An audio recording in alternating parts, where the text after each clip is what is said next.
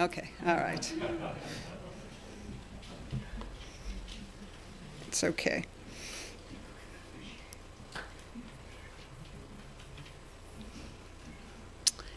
Anyone here from out of state?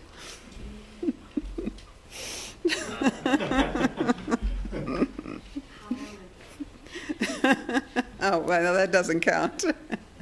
As we're waiting for them, I'll just say that people thought I am from Montana. And no, I'm not from Montana. I'm from Santa Monica, California, where it's nice and warm right now. But I have to say the energy of the mountains here is wonderful, just wonderful. So it's a whole different type of influx of energy being around here. So I can understand why you call this Paradise Valley. All right. So before I actually start, and I can do this while we're still waiting for them, I am going to say that, is this being taped, this part right now, or not? You're live. I am live? Yeah, Okay. All right. This talk is going to be a little bit, sometimes it jumps between linear and nonlinear. I do lots of different presentations, and it's always, sometimes I change it up at the very last moment to just kind of see what the energy of the crowd is.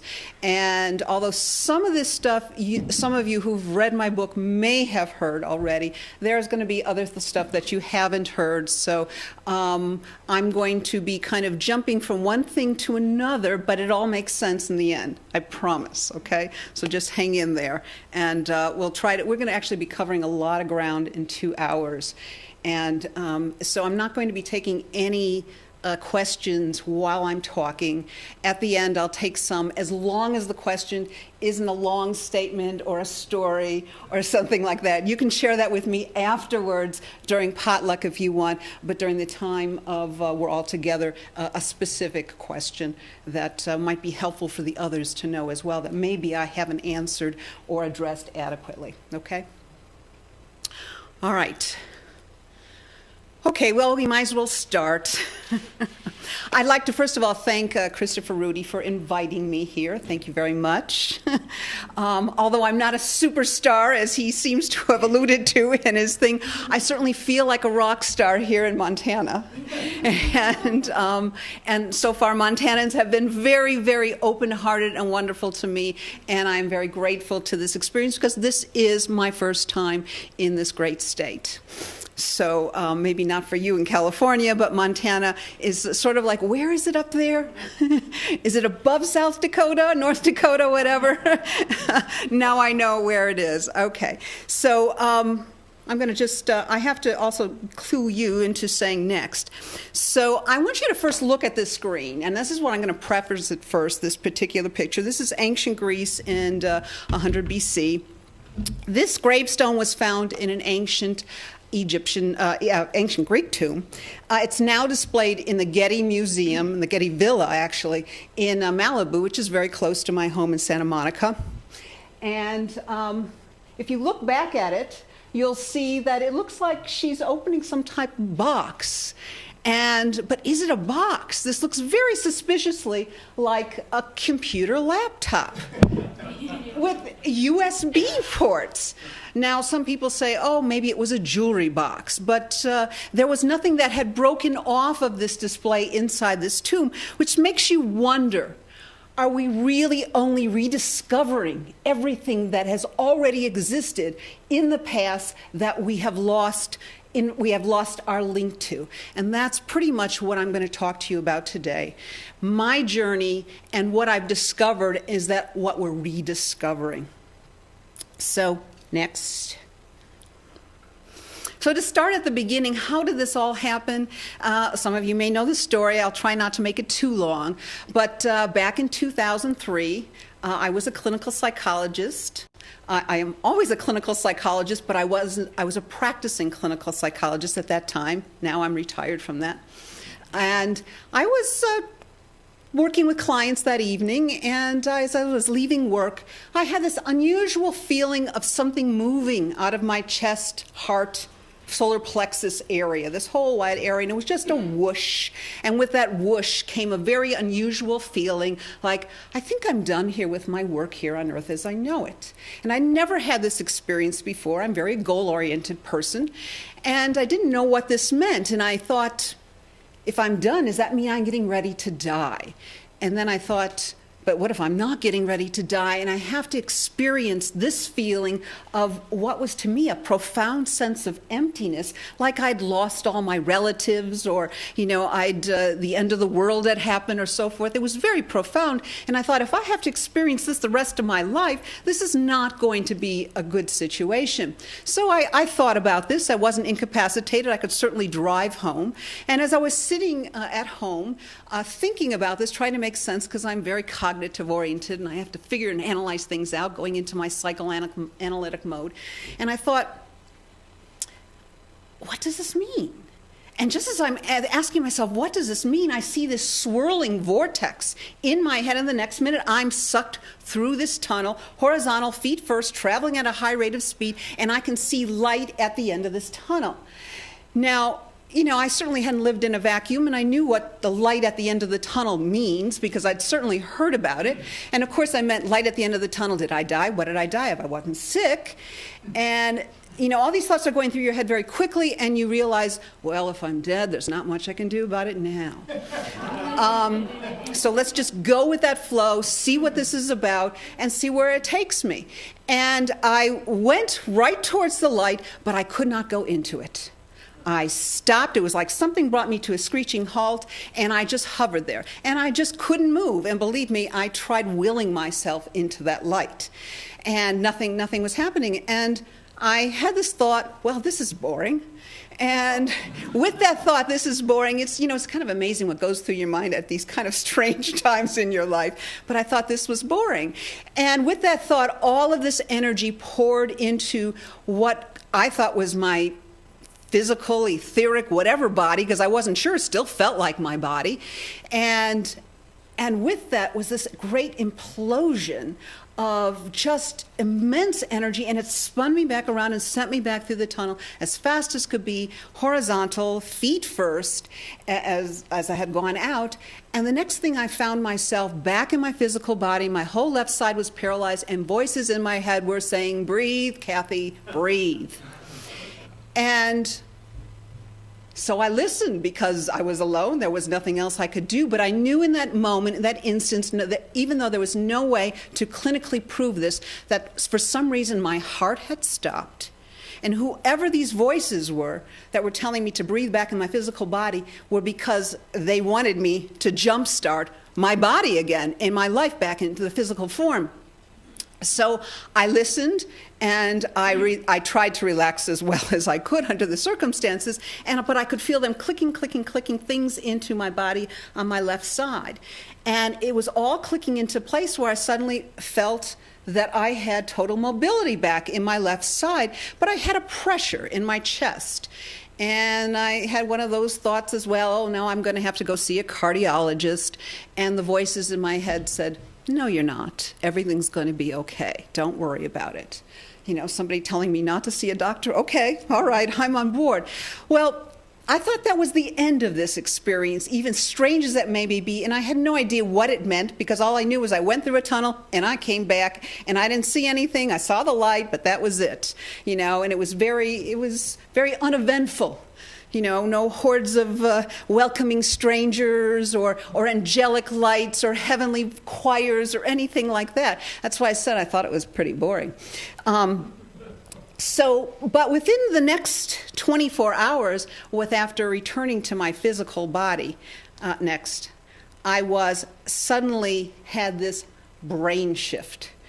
I was obsessed with quantum physics. I was obsessed with quarks and energy and black holes and interferometry and any type of scientific quantum thing that I really did not have knowledge of before. Sure, I'd read about some things, but that wasn't my field.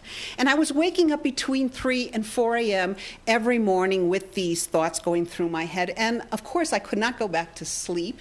until I physically got up, went onto my computer, and researched what I was hearing in my head. And it was sort of like physics. It was something like some force was getting me up to physics 101 understanding. And I was understanding what I was reading, and they were also correcting what I was reading, that what was true and what wasn't true of what I was reading. And this went on for night after night after night, my computer research. And so I called a friend, a very intuitive friend who I've worked with before, and said, I just want you to kind of look behind the scenes and see what's going on with me. Because I'd worked with him in clinical situations before with the client's permission, and he never needed to know anything about the person. He could look and see what was going on with them. All he needed was a name and their permission. So I told him, would you look and see what's going on with me? Because I'm a little concerned. So he took quite a long time before coming back, and he said, oh, you almost died. And he said, but the interesting thing is, all your old guidance left. And that was that whoosh right out of me. And I thought, wow, when all your old guidance left, is that what you mean? What it feels like to feel so bereft and empty, like you've lost your whole family? I'd never heard anybody writing things about that. But he said, but you have a whole new set of guides now. They're very technologically oriented, very geeky. And my first question was, what do they want? And he says, well, they're showing me. He said, this is really strange. He said, they're showing me that you came back. He said, well, it looks like it was a karmic pact, or it was some type of prearranged thing prior to this lifetime to come back. And he said, they're showing me you're going to do some type of, it looks like a medical device, some type of electronic thing or so forth. And he's showing me the pictures of it. And I said, well, I don't know anything about inventing or electronics or anything like that. And he says, well, no, they're showing me that they will point you to the right people or will help you with this. And I laughed at the time, thinking that, he'd lost his mind. And thought that, wow, he used to be pretty accurate. He certainly isn't anymore. Because this did not fit into my vision of where my life was going. I was a clinical psychologist, and I was not an inventor. I was not any of this stuff. So I dismissed what he was saying, but it became a magnificent obsession. I don't know if you ever remember that old movie with Rock Hudson and Jane Wyman, it takes hold of you, this mission in life. That's what it was. And I could not get it out of my mind, even though I tried to ignore it. And so I finally said, well, what's going on here? What do you want? And so they started to tell me, next, that these beings that were talking to me were actually from the 8th dimension. Now, I didn't know much about dimensions at that time either. And believe me, I had never talked with beings from another dimension. They said they came from the 8th dimension. They were called the founders. He says they've often been referred to as the founders. They've been here since the beginning of time. They're not an alien extraterrestrial race as we know them, but they are beings from a different dimension. And this is a dimension of pure thought and creation. And it's a dimension that's infinite. And it's dedicated to really service to others. And it's filled with this Christ energy, and that's held in this dimension. And it's one of the highest planes that a perception and entity can really evolve to. Now, since then, I've learned that there's really 12 dimensions. Not 8, but we really don't have access to the other ones because that is so far beyond. But just to kind of back up, because people always ask me about dimensions, and I'm just going to give you just a little brief thing here, that within these dimensions, that call them universal dimensions, each one has a set of sub-level 12 dimensions. Like 12 dimension is in the first dimension. 12 sub-levels are in the second dimension. 12 sub-levels are in the third dimension, and so forth. Right now, we're in the third universal dimension, and we're in the third sub-level spanning the fourth, trying to move into the fifth dimension. Okay? And the fourth dimension in our sublevel is really where we get all our potential and our possibilities we start to see. And when it becomes truly manifest, and when we become creating to manifest these through our thoughts immediately, that's when we're already start to be in the fifth dimension. But that's another lecture. But I thought I'd give you that little understanding of how some of the dimensions work.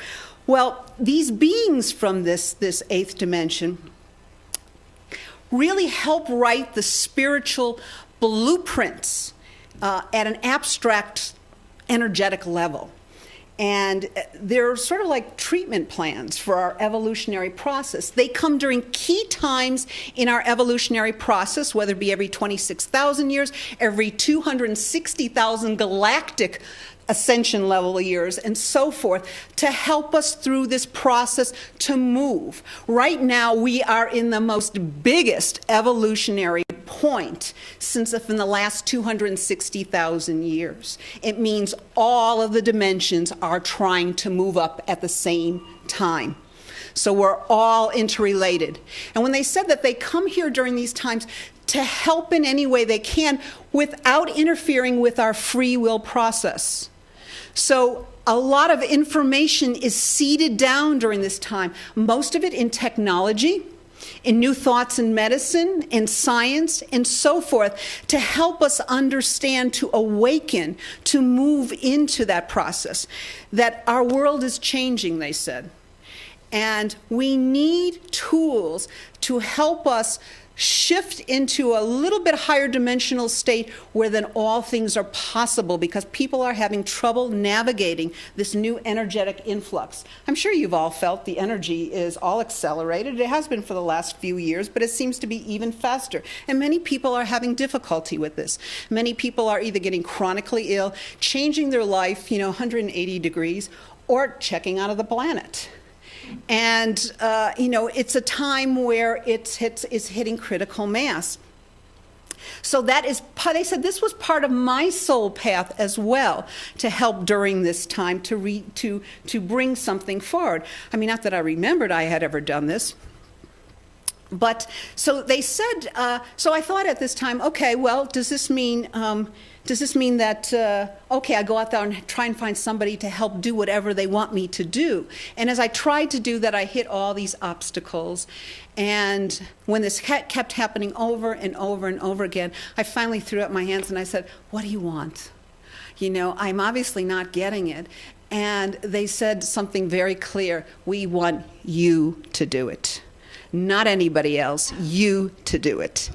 And I never thought I could do it. I didn't have this scientific background, and so I thought I'll find somebody else who's got that and I'll just work with them. But they said, you have the capability, you have all of that information already in you, and each of you has all of that information already in you as well. So when I finally said, okay, I'll do the best I can with whatever you're going to show me, throw at me, guide me to, and so forth. I can't promise anything. Well, the first thing they start to show me next was that the secret to the universe, it's all about math. And I knew I was in big trouble then, because, math was my worst subject in school.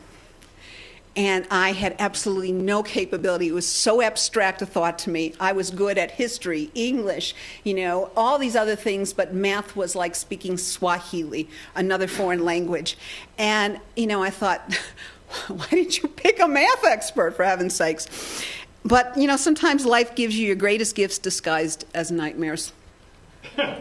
And that's kind of what happened to me, because as I was learning that all things that exist have a mathematical code. We see these repeated sequencing patterns that resonate with, all of nature. And the ancients referred to this as sacred geometry. And they incorporated it into their most revered monuments. And my guides instructed me that everything has a formula, even our DNA is mathematically coded.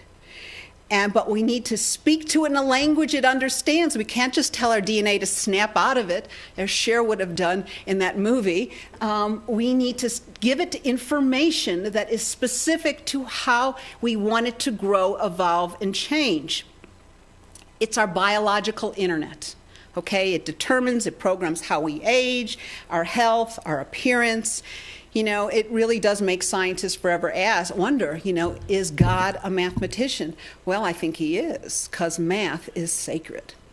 So in the 6th century BC, the Greek Pythagoreans, the Pythagorean sciences, they vibrational energies, they all reduced everything to a number. And numbers represent the principles and the innermost essences of the various manifestations of universal mind. So every aspect or being was thought to represent a number of universal force vibrations acting upon human consciousness. And not only on human consciousness, but healing. Next.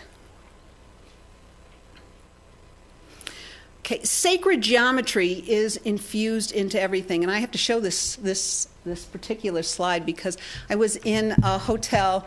My assistant booked me into a hotel in London to do a talk at there was a big conference going on in Mind, Body, Spirit in London. And the minute I go into the lobby, I see all the walls are covered in sacred geometry. And it was like, oh my gosh, she didn't even know this. This is just so synchronistic. And so everything was geared in the hotel to sleeping in total harmony. And I had some of the best night's sleep there, just to get a little aside there. But in all this sacred geometry, many of you probably have heard of, the term golden mean or golden mean spiral. It's the most powerful for transformation and cellular healing. The harmonics of all living organisms are governed by the golden mean principle. So its proportional geometry is seen in the growth patterns of leaves, nautilus shells, the human bones, the hand. And so sacred geometry influences the spiritual, the mental, the moral, the physical regeneration commonly known as the mystic chemistry of the soul. So this golden mean spiral, by the way, it generates a frequency field of energy around a computer of up to 62 feet. Physicists have actually measured this. I haven't because I don't have the equipment for that. But they've actually measured that it sets up this wonderful force field. And that's why sometimes when I do these type of presentations at conferences and so forth, people just kind of walk to this movement and say, I just feel like I was drawn here. They come into the field and respond and start resonating with it. So this golden mean spiral frequency, by the way, is the same frequency that was found in the king's chamber in the Great Pyramid at Giza. And by the way, I'll talk a little bit more about that later, but there's a whole vibration frequency in that. And the actual sarcophagus resonates to A sharp and A, and the chamber itself is F sharp. And if you use a pitch pipe in there and start resonating, the whole walls, everything you feel in your body starts to resonate and vibrate. It is an extremely powerful feeling. This is the frequency of life, and it represents the Christ consciousness. Then it's the grid for the whole human race. So these pyramids are actually time capsules of what the ancient Atlanteans, who built many of them, and then the Egyptians, wanting to try to tell us as what they knew that might be lost over time due to a fall in consciousness and in, at the time, a dimensional level, which is I can't go into right now, but will be another topic for another talk. But that this science of math and physics, is the physics of the cosmos. So next. All right, many of you talk about frequencies, and that's what we're most familiar with. Frequencies are Hertzian waves, cycles per second. How many cycles, per second whether it's high amplitude, low amplitude, so forth. If any of you, do EEG, biofeedback, neurofeedback, any of that, you're well familiar with this. It's the standard norm of measuring energy in our world, okay? But forget about Hertzian waves right now. Next. We're going to go to non-Hertzian waves, which is subtle energy. These waves are believed to be associated with health and the natural healing process. The term was first used by the great visionary inventor Nikola Tesla at the turn of the century, and he used it to describe a new form of energy. And Einstein used it to distinguish energy which cannot be measured directly using conventional Newtonian electrical equipment, which is really inadequate. So, a lot of the scientists today have had to invent new equipment to measure this new type, this different type of energy. This non-Hertzian energy has been proposed as a higher dimensional energy consisting of pure information patterns. And this mediates communication between all cells in the body. So this non-Hertzian subtle energy is where I was instructed by my guidance, then to begin. And I had a background not only in psychology, but in neurofeedback. So I knew something about frequencies and brain waves and so forth, but I really didn't know anything about non-Hertzian waves. So another thing in the other area I was not familiar with. It's a faster route into the consciousness, of the cells, and it can make things move more easily in turns because it's instructional. It's information waves. And I think, Chris talked about, all these new things coming out that are information in nature. Whether the internet's information in nature, everything now is moving to information. How to give direct information to us, to awaken us, to heal cells, to do what it's meant to naturally do. So, next. So where I first had to begin with them was this became channeled information. I had never done any type of channeling. They told me really to just sit with this thought, and they would give me create mathematical formulas. And these are sequences of numbers for thousands of different substances and properties, and these are known as algorithms. And for those of you who don't know what an algorithm is, think of it as a recipe to make cookies. And it says, okay, first buy flour, then add milk, then add sugar, then add chocolate chips or so forth. Each of those steps is part of the algorithm, and which creates then the final result. So that's what we're talking about when we say algorithms are like a recipe or instructional steps for many different things. So what was included in this they made me look at was the mathematical formula or algorithm for elements, solids, liquids, herbs, minerals, emotions, symbols, concepts, even abstract concepts, which I was kind of interesting, like honor thy partner's wishes. That's a concept. There's an algorithm for that? Yes, there is. Formulas, gems, over 5,000 different substances. And behind what they wanted to put forth was 72 different types of programs.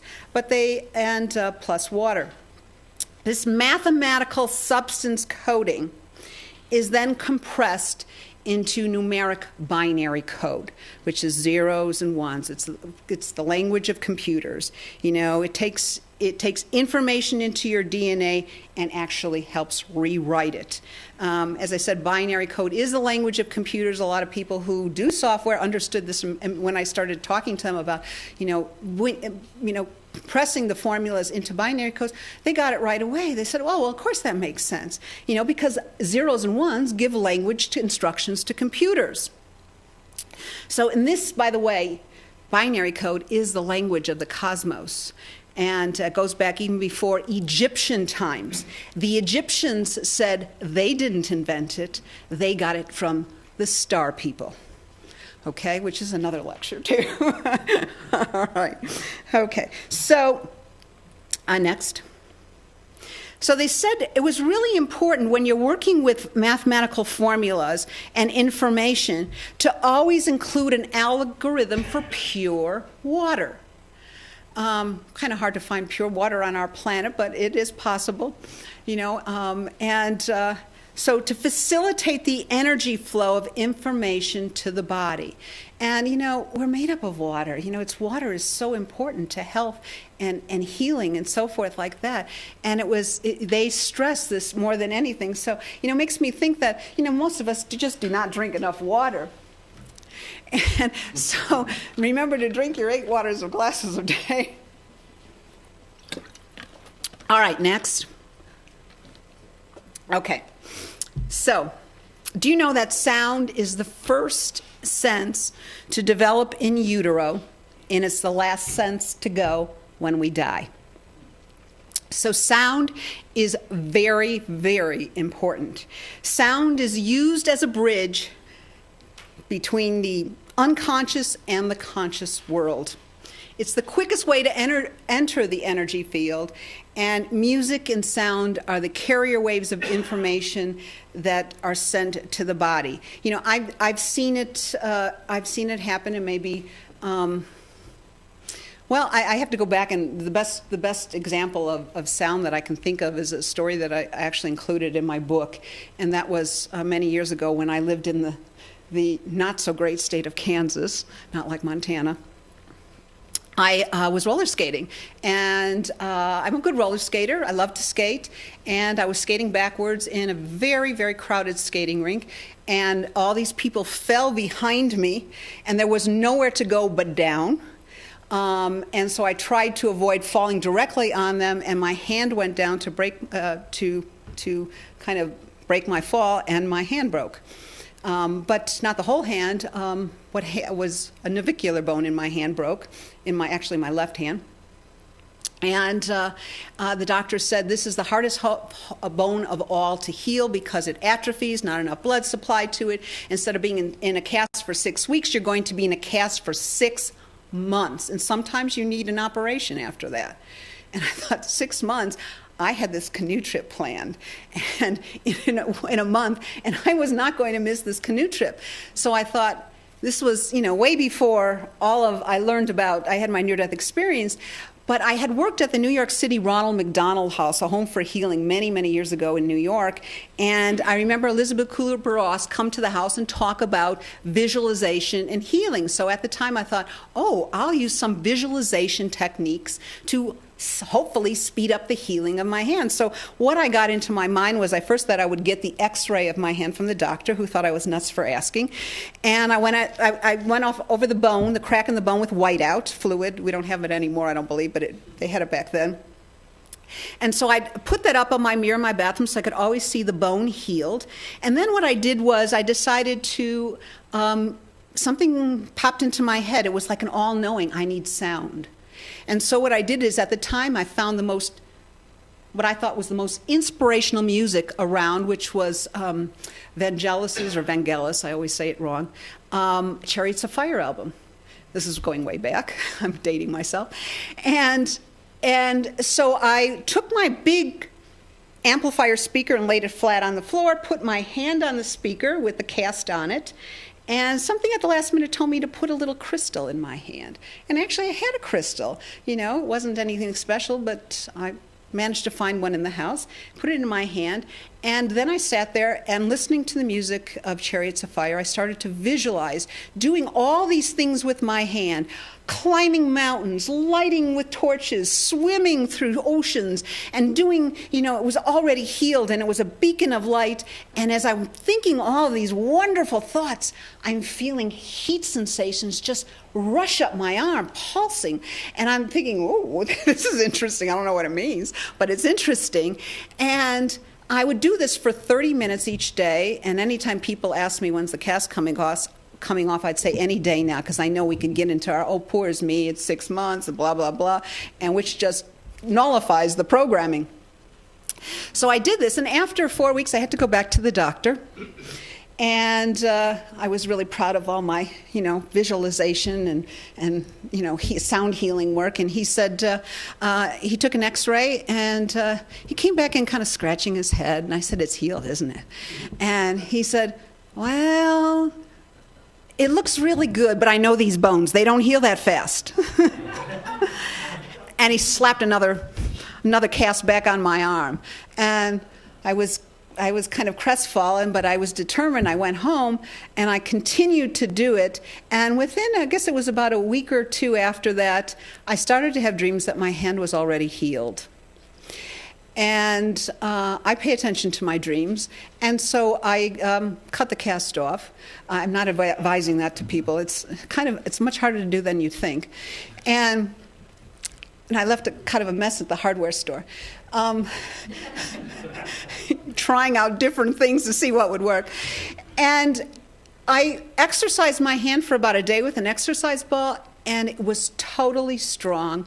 I had no problems, did not go back to the doctor. In fact, I'd met an orthopedic surgeon years later, and I asked him, "Can you tell if a bone's been broken?" He goes, "Well, sometimes." So I did both hands, and he goes, "Oh, this one's stronger than the other one." He thought this one was the one that was broken, and it was actually this one that was stronger now. So it told me, number one, sound was a really important. I said I'm getting off on these little tangents, but they all make sense because this information was already in my knowledge base. I drew it back in and said, they're telling me to use sound in this device. I get it. Okay, so I know it can regenerate bones, it can do a lot of things, and I had only tried it on one small thing. So next. All right, so sound has specific frequencies, and this is the only time I'm actually going to talk about frequencies per se. Sound is not necessarily math, it is frequencies. And specific sound frequencies, they further strengthen transmission of digital data to the cellular system. These are known specifically as the solfeggio sound tones. They were used in ancient Gregorian chants centuries ago. They were presumed to be lost by the Catholic Church. They knew they had healing qualities, and they were rediscovered again by Dr. Joseph Paleo, and I believe it was in the 1970s. These musical tones, these specific tones, can assist all the channels in staying open and keeping the life force flowing through the chakra system freely. It sets up an entire resonance in the body and the whole chakra system. And each sequence can be added up to 3, 6, and 9. So you see the main one up there that says 528 hertz, love, that's the frequency for love, and you see the others, what they're related to. 5 plus 2 is 7, 7 plus 8 is 15. 15 broken down into 1 and 5 equals 6. All of those numbers equal either a 3, 6, or 9. Now, Nikola Tesla, the great visionary inventor, he quoted, said, if you only knew the magnificence of 3, 6, and 9, then you would have the keys to the universe. And so my guidance had always said it was important to run things in multiples of 3. Whether you list a name 3 times, whether you run it for 3 minutes, 6 minutes, 9 minutes, 12 minutes, whatever, it was important to keep it in multiples of 3. It had extraordinary power. It serves as portals to other dimensions. Okay, next. Now, I saw these strange basins in Egypt at some megalithic sites and wondered about them. And I'll tell you in a minute what my guides told me they were. But does anybody want to take a guess what they think these are?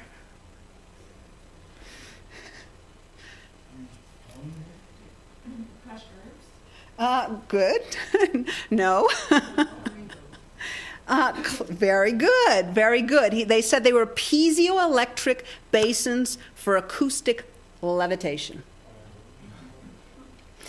And these large, they're identical, they're limestone basins with circular concaves, and they were found near many of the key pyramids. No one knew what they were for. They look like sinks, of course. Some suggested they were sacrificial draining bowls. And but a view of the squared blocks from above reflects the, it's a circle within a square. And And they're similar to those found, there was some found at the Coral Castle in Homestead, Florida, the man who built his big megalithic thing, and they always wondered how he moved those rocks. Well, they did find some things that were very similar to that here. And while they did say they thought they were sacrificial bowls, you know, you see those three little holes up above. That's too high to drain blood or anything like that. That doesn't make sense, and there's no drainage in the bottom. So what these were, they were anti-gravity devices or mass tools for sound healing. Okay, they knew what to do with this stuff, you know. But, you know, today we look at it and say, oh, it just looks like a big basin. So most of the stuff that we see around in these sites, we are maybe looking at some very incredible stuff and have no idea that we're passing it up, okay, because it just doesn't fit into our world paradigm. Next. Okay. This last time I was in Egypt in November, I was in Egypt the following year as well, and this is Saqqara. And this is one of my favorite places in Saqqara because the first time I went there, the guards chase you away. But if you go behind Saqqara, Saqqara is the step pyramid, and you can see it in the background on the right side. But this is where the ancient healing schools were for sound in Saqqara. They were taught here by the Atlanteans. And here they have healing chambers, and most people don't know what these chambers are, and this was called the House of Spirit. So I got a lot of this information kind of downloaded to me about it when I was there, and it was like an all remembering again, that these were open-aired, high-walled piezoelectric chambers that calibrated to resonate to two frequencies within the human heart range, the rhythm of the heart. The heart center, the chakra, which is one of the most important healing areas, and for a true ascension, true growth, evolutionary process, and so forth. Healers would place their hands inside small little niches opposite the diagnostic platforms, and these were placed at kind of nodal points within the architecture, enabling the healer to remotely perceive the doshic imbalances in the patient. So this is how biorhythmic resonance was established and maintained between the ancient healer and the actual patient. And this unified the whole resonant healing system, and it was applied throughout the world's sacred sites way, way, way back when. Okay, and that comprises a whole global network designed to enhance human longevity. People back then had much longer lifespans than we have today. My guides told me that sound is the key to raising consciousness and the physical vibrations necessary for restorative health. Next. Okay. Many people looked at these things at Saqqara and said, what's that? Is that a radiator?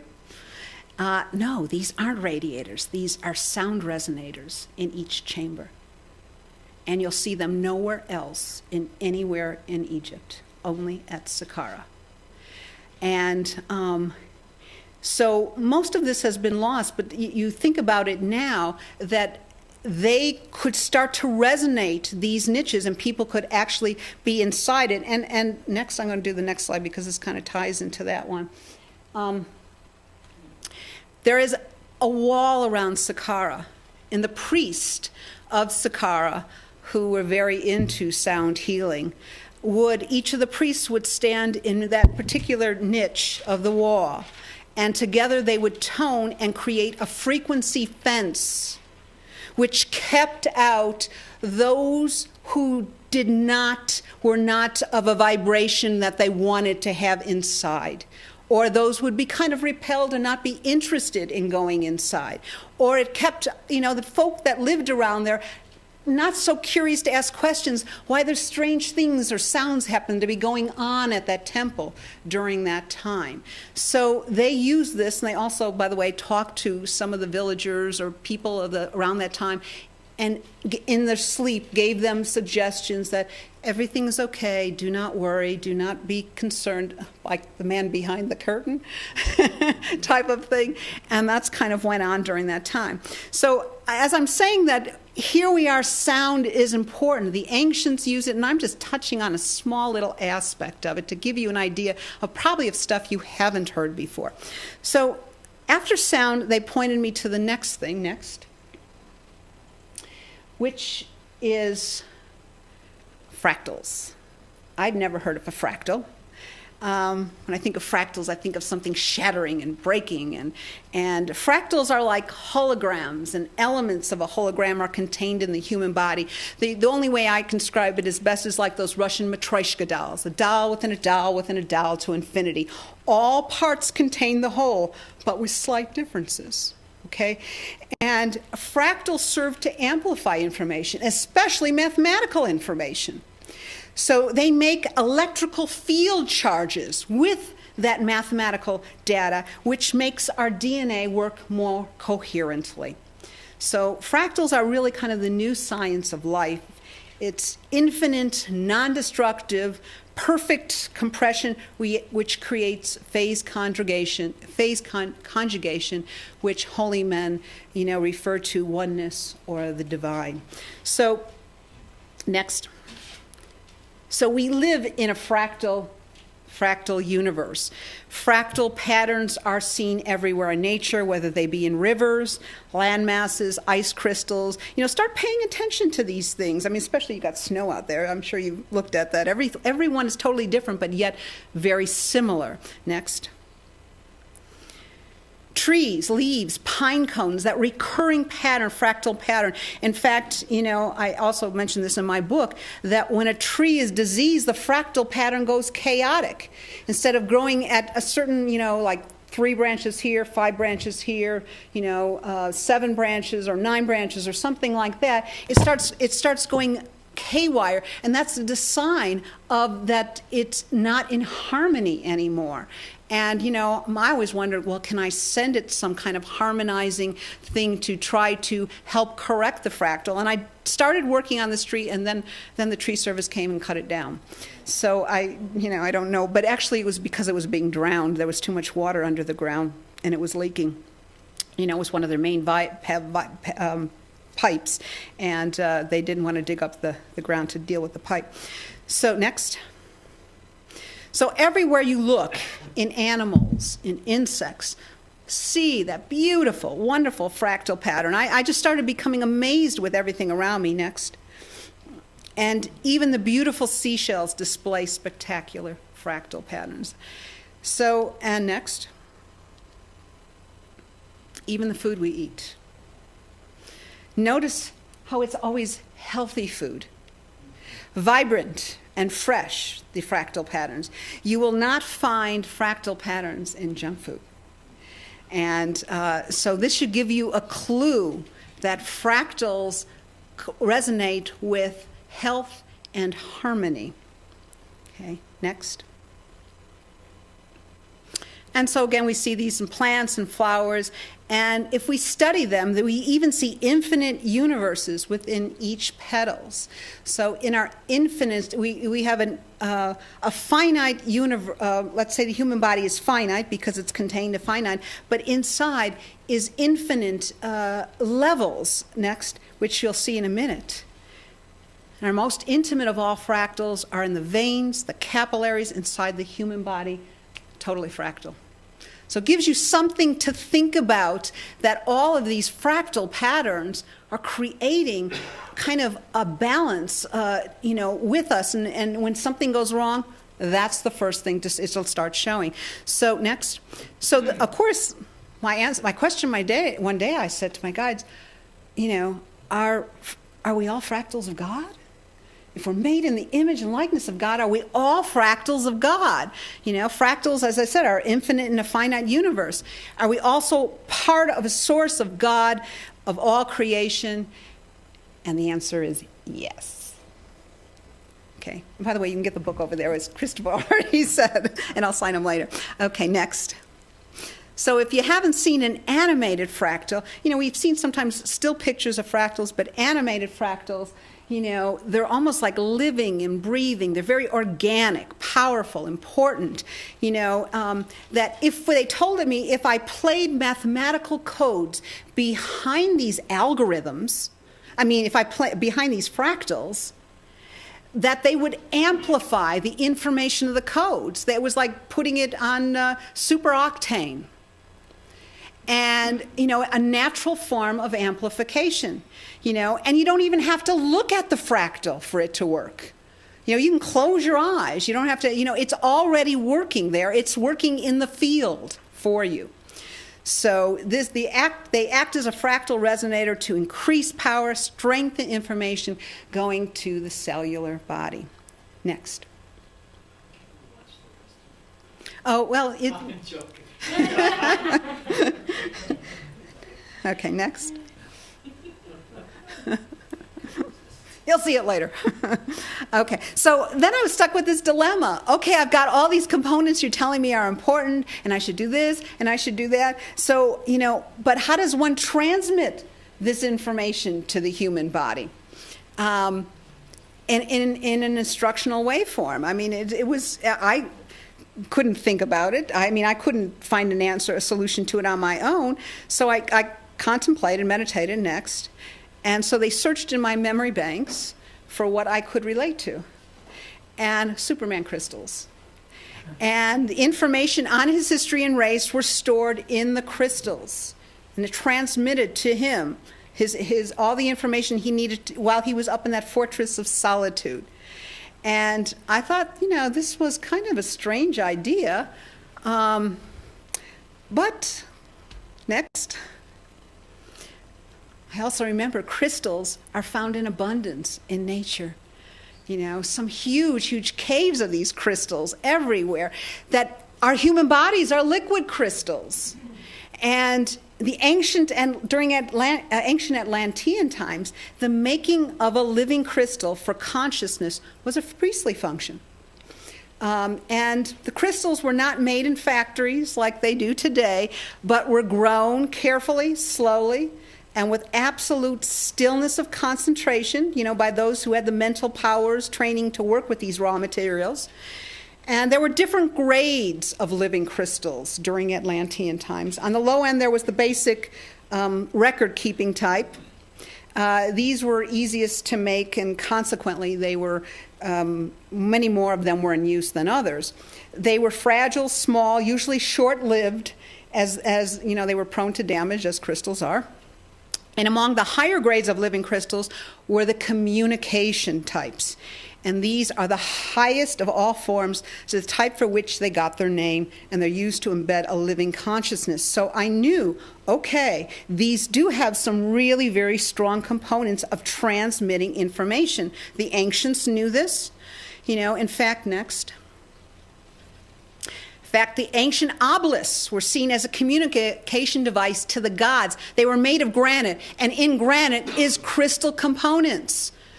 They were resonators. They were sort of like our electrical power posts today on the road, the poles and so forth, the ones back then. And they told me it was very important to keep it terminated at the top, to transmit the information. These ancient Egyptians, they erected them in pairs usually, and they associated them with the rays of the sun. They were, kind of like simply a pyramid upon a lofty chef base. And as I said, they needed to be four-sided because this was the energy of the pyramids. And so they said I should have it pointed at both ends. Next. What you're looking at here is the Hadron Super Collider in CERN, Switzerland. It's the largest particle accelerator in the world to split open the tiniest and tiniest subatomic particles, hoping to discover the beginning of life or the God particle. They've already discovered the Higgs boson, and now they're trying to figure out what was the very first thing that started man. Well, my guys said they're never going to find it because it's infinite. You can keep going on and on and on and on. It's sort of like a fractal pattern. And so, but the reason I bring this forth, and next, is that at the same time I was being told about crystals for transmission, I found out that over 60,000 crystals, much like the ones they were instructing me to do, are used in the electromagnetic photon spectrometer, at CERN, and they found that crystals obviously are very, very important in communication, in working with the cosmos and working with the universe in general, the energy in there. And crystals talk to each other, and especially when more than one is used. And when they're sort of plugged into some sort of collective field, and by which they can communicate to each other. And they tune into information fields, and they're not dependent on individual minds and on outside time and space. So it appears our scientists are well aware of the capabilities of this, and yet no one had ever hooked crystals into a computer. Next. Until then. Until now. Quartz crystals are hooked to a digital analog signal box using cables, as you can see. Now, each of these crystals, although I didn't do it in the priestly way the Atlanteans did, it took me 6 months to find a lab in the world. It wasn't in the U.S., it's in another part of the world, that would grow these. And it takes a month to grow each of these. They start from a little seed crystal, add silicon dioxide, and slowly build it over time before they polish it into what you want it to be. So it is a laborious process. And the reason they said to go, even though everything is digital today, they said it was best to take the digital information coming from the algorithms and then process it through an analog device, because crystals are analog and the human body likes analog signals. So you start to say, God, I really didn't know what I was getting myself into. This keeps getting more and more complicated, things that I'm having to learn here.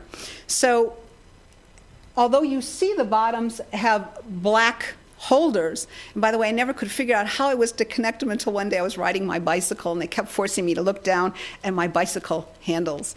And, a light bulb went off. Oh, you can fit something round or something square into a round hole and hold it. Okay, so these double terminated, they quickly transmit information and release it. I call them like self-cleaning ovens. Most crystals that you have to cleanse out in the sun or in salt water to get rid of the negative energy it stores. These don't, because they're double terminated. They quickly let go of it. They're so clear, they almost look like glass, because they need it to be communication crystals need to have no imperfections in to slow down the transmission of the information. So that's why lab-grown were best, and that's why the priests in Atlanta, they grew them. They knew this. So when one feels them in their hand, one might feel some tingling, one might feel some warmth, they might even feel pulsing or electric currents, depending, even though there's no electricity running through them, it depends on how sensitive you are. Some people who are really sensitive to information can feel it right away, and I've seen this happen where they're sitting at a table, the husband's on one side, the woman's on the other, going, oh, I'm feeling that up my arm, and he's looking and going, I don't feel anything. She goes, what's the matter with you? You don't feel that? It doesn't mean because you don't feel it, it's not coming through. It's just that some people, are wired differently to sensitivity. So quartz crystals, so the information is coming through in pure vibrational waveform files, information.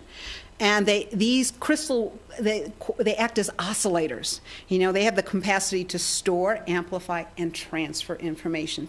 And, they talk to each other. And I had a really interesting experience. I was in France with one of our people there, and I was invited to talk. And she showed me, she had these two huge crystals on both sides of her computer. And she said, when I started playing the Trinfinity 8, they both became cloudy. They took in the information and held it, but they weren't terminated, And she said it took like a week for them to get back to clear again. So they were absorbing information. Now, had she not have paid attention to this, this probably would not have clicked in her mind that these other crystals were paying attention to what was going on. They loved to talk to each other. That's why we put crystals together to start working and amplifying. So we've got many things working simultaneously. Next. Okay, so people can place these crystals anywhere on their body. They can put them on meridian points on their body, and just hold them in their hands too. That's fine. We like to put it so that the point is actually in the palm chakra. Very powerful point in the human body to go through. We don't like them sticking out here because a lot of information. We had some energy workers, Qigong workers, that were working with them, and they were placing them in different parts of their body and using them in different ways, and they told us, oh my gosh, almost all of the energy is really coming out of the tip, so you want to keep that encased in your hand. Okay, so we found that from people starting to use it, that if they put it on meridian points, like if they had a bad cold or cough and they put it on the lung meridians, that it would speed it up. It would try to get rid of the blockages faster, because that's what's happening in those meridians. They're blocked. The energy flow is blocked. And the crystals will help move them along. That information coming through the crystals does that. So remember I said human cells are like liquid crystals. The human body is composed of millions of crystals. Okay, so next. All right, so going back to Egypt, okay, some of you may have heard, I didn't know of this when I started this project, the rods of Ra, or the wands of Horus. Now, Trinfinity 8's crystal wands also have, as a link to these ancient practices. Most of the time it was the pharaohs, because the pharaohs were the knowledge of the more esoteric mystery school knowledge. The peasants people did not have this. They did not give this to. They only to the priests, the pharaohs, and the people in power. So they used a cylinder for the right hand, and it was made from copper, and it was associated with the sun or yang energy. And the cylinder in the left hand was made from zinc and associated with the moon, yin. And inside the crystals inside the cylinders were special crystals with lattice structures, much like quartz. And these cylinders had a positive effect on a person's energy channels, helping to activate them. So these cylinders were produced in proportions of the golden section, golden mean again, and their dimensions were determined on the basis of the state of the given person's energy system and health and all the tasks being pursued. So it was to help them go to a restore point. Like we do restore points on our computers when something's wrong. Well, this is what they were working on. The use of these cylinders helped the pharaoh improve, and perfect his nervous, his energetic system, his physical system, like his immune system. And the correct use of these cylinders enabled the pharaoh to prepare himself for what they called intercourse with the gods. Okay, and higher elevation, being able to awaken consciousness and move up. When you have a healthy body, it's a lot easier to awaken and elevate one's consciousness. So you have to work with your form, what's given you. Okay, so next. All right, so we talked a little bit about the crystals. The next thing, and Christopher brought this up about epigenetics, Bruce Lipton's book, The Biology of Belief. That's a really good book. It's the importance of intent, because my guide said intent was really important, so that they would infuse this device with a particular intent that would be activated with the person's intent. Okay? And the quickest way I can explain this is, I learned this firsthand from my sister. And when I first started this device, she was visiting from Bali. She lives in Bali. She'd come back to the United States for a family function, and she was sick. She had the Bali bug, and she was really sick, fever and chills and so forth. But she didn't want to miss this event, and so I said, "Well, let's try, let's just try putting you on and see what we can do." So we put her on. I went to the other room, and I was talking, and she came back. It was about an hour later, and she was all bright-eyed and energetic, and she said, "I feel great. That was good. Let's go to the museum." And I was dumbfounded. I said, the museum, you could barely move, an hour ago. She says, no, I feel great. And I couldn't understand how somebody could make a transition that fast. So I said, what did you do? Did you do anything differently? And she said, I simply laid there with the crystals in my hand and said, I am open to healing. That was her intent. And her guidance and her higher self took over and said, okay, we can work with that. You're open to healing. You're not asking for anything else. You're open to immediate healing. So health and disease are not set in concrete. They fluctuate according to the thought and the emotional patterns, the intent that make up the personality. And I was taught this not just by my sister, but I was taught this many years ago as a therapist. And I said, this case was sent to me from heaven. I know this person was a higher, very highly conscious being, and I know this has got to be her last time in this dimension here. And she was, I have okay to talk about her because she's given me permission. In fact, I thought all these years I'd stopped seeing, I thought she had died. And her grandchild reconnected me with her in the last year, so I know she didn't die. Her name was Valerie, and Valerie had multiple personality disorder, and which means that she was multiply abused sexually, physically, emotionally, before the age of 7 by multiple family caretakers. And that was the only way she could survive such horrendous abuse, was decompartmentalizing all different aspects of her personality. So this part over here nothing happened to me. This part over here, nothing ever happened to me. So different parts would contain different information. Well, the reason I say that, just to how the mind works, was that Valerie, whenever she had to go to an OBGYN for a gynecological exam, the doctor would ask that I be there. Now, I never used to do this for clients, believe me. This is not what I signed up for, but none of other family members could go. And she had been in a gynecological exam before, and a child alter had come out and had seen the doctor giving her a physical exam and totally freaked, thinking she was being sexually abused, and started screaming and yelling. And of course everybody in the waiting room heard this, and the doctor said, not unless you're there to ground her while I do an examination on this woman. So I did. I was there, helped put all the little ones in a safe place internally in the system, and a responsible adult alter was out for the examination. And when she had a test, she showed all the signs of, I always get mixed up, it was ovarian or cervical cancer. I'm pretty sure it was ovarian cancer. But when a different alter was out, all of the tests came back negative. And they repeated this test several times because they thought there had been a mistake. When one alter's out, she's got this kind of cancer. When this alter's out, no cancer anywhere in her body. So it told me about the power of the mind in compartmentalizing healing and everything else, and the doctor would just scratch his head and just wrap your head around that there are so many things we don't understand about the mind and healing, and we have to be open to understanding these things. Now, I know this group here is probably pretty open, so open your mind might be falling out, but open enough, so I was taught there to never, because of this, to always try to see that there are things we don't understand and believe that are possible in our world. Next. Okay. So mathematical algorithms, sacred geometry, solfeggio sound tones, fractal power, crystal rods, transmission, and intent. All these components finally came together to create what today is known as the Trinfinity 8 software system. Trinity and infinity plus 8, the number of regeneration. And your birthday. And thank you. My birthday, right. Thank you.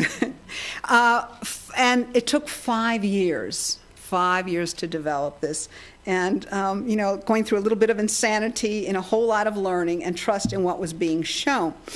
And because I didn't know what I was getting myself into, had they showed me all of it from day one, I probably would have run screaming the other direction and said, no way. I have high respect for anyone who does software programming because it is it is a crazy world.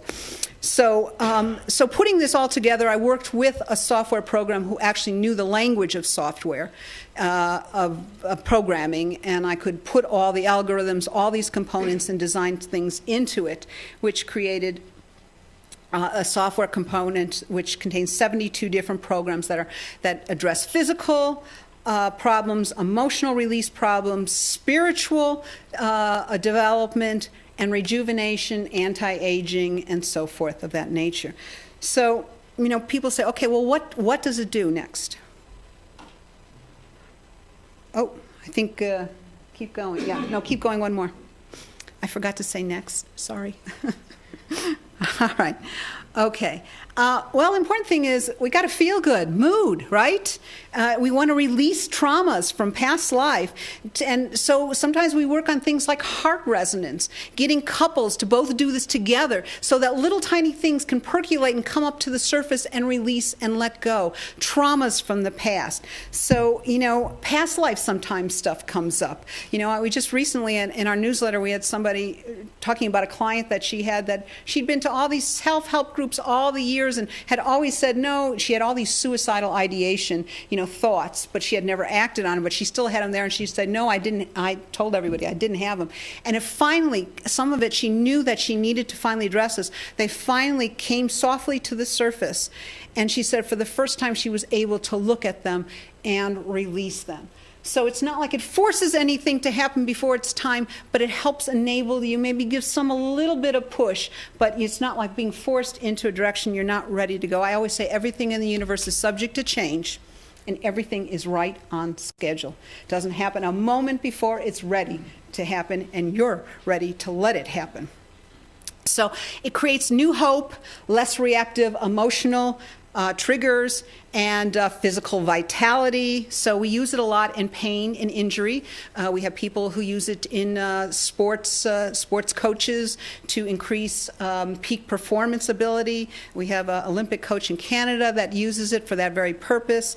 We have somebody who's in the military who uses it every time she's supposed to take her military physical, and she says, I ace it all the time, even though I'm in my late 50s. She says, I do better than all the other people that are younger than me.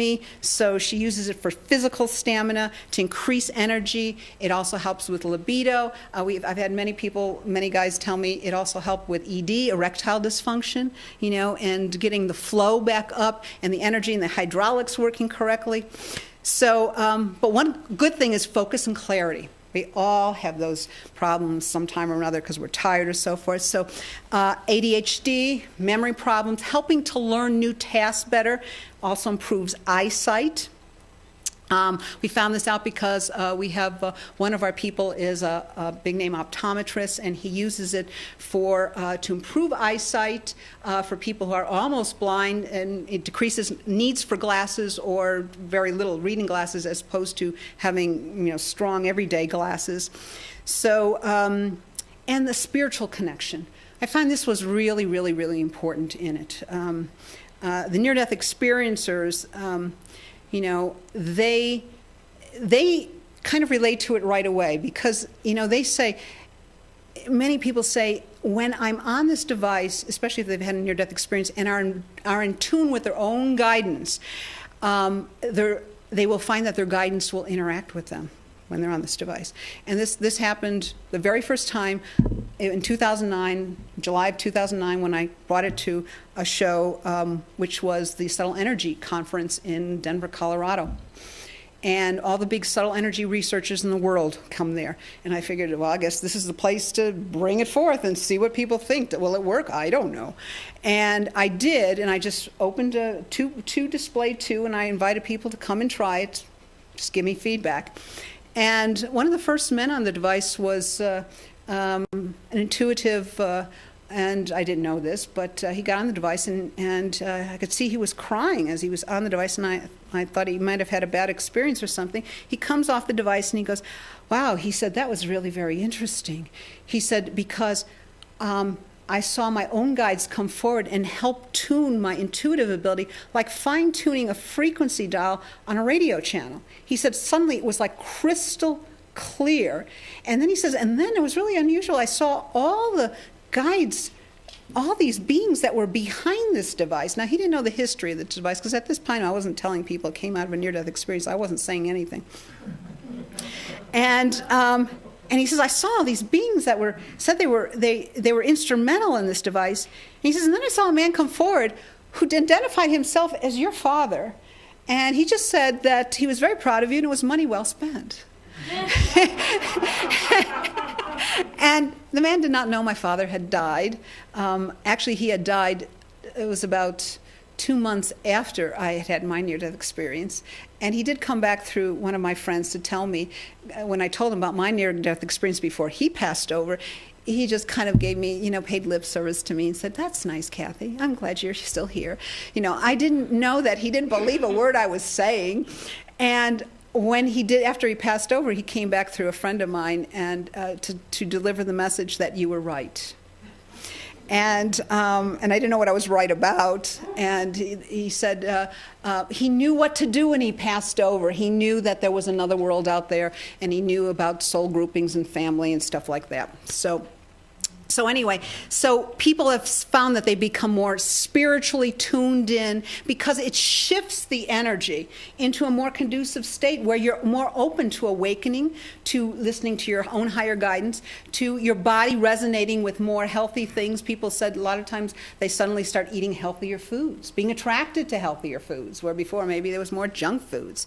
So you just never know how it's going to affect you, because people ask me, what can I expect? And I say, I don't know. It's different for everybody. I don't know what your higher self is going to take and run with this. Remember, we don't cure. You cure. You are the only one that can cure your body. Anyone who tells you my device cures you, don't listen to them. You are the curing person in your body. Only you can make that happen. So next.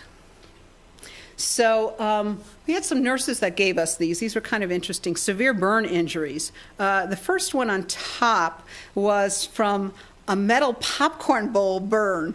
I don't know how the popcorn bowl got so hot, but I guess they put it on their arm and immediately got severely burned. So the first picture is a before picture, okay, and she said it was so severely hurting, and they immediately did a Trinfinity 8 treatment, and 12 hours after the session, it was only a 15-20 minute session, there was absolutely no pain.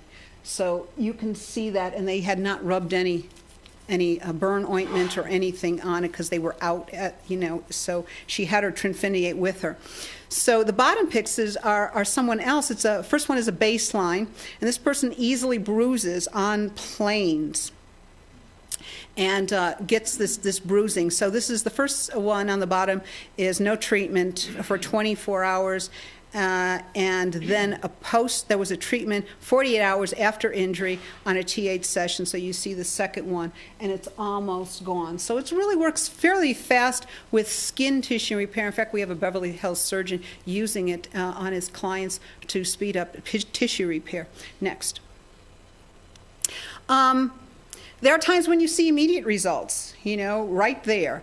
This person gave us permission to use this, although I blinked out her eyes.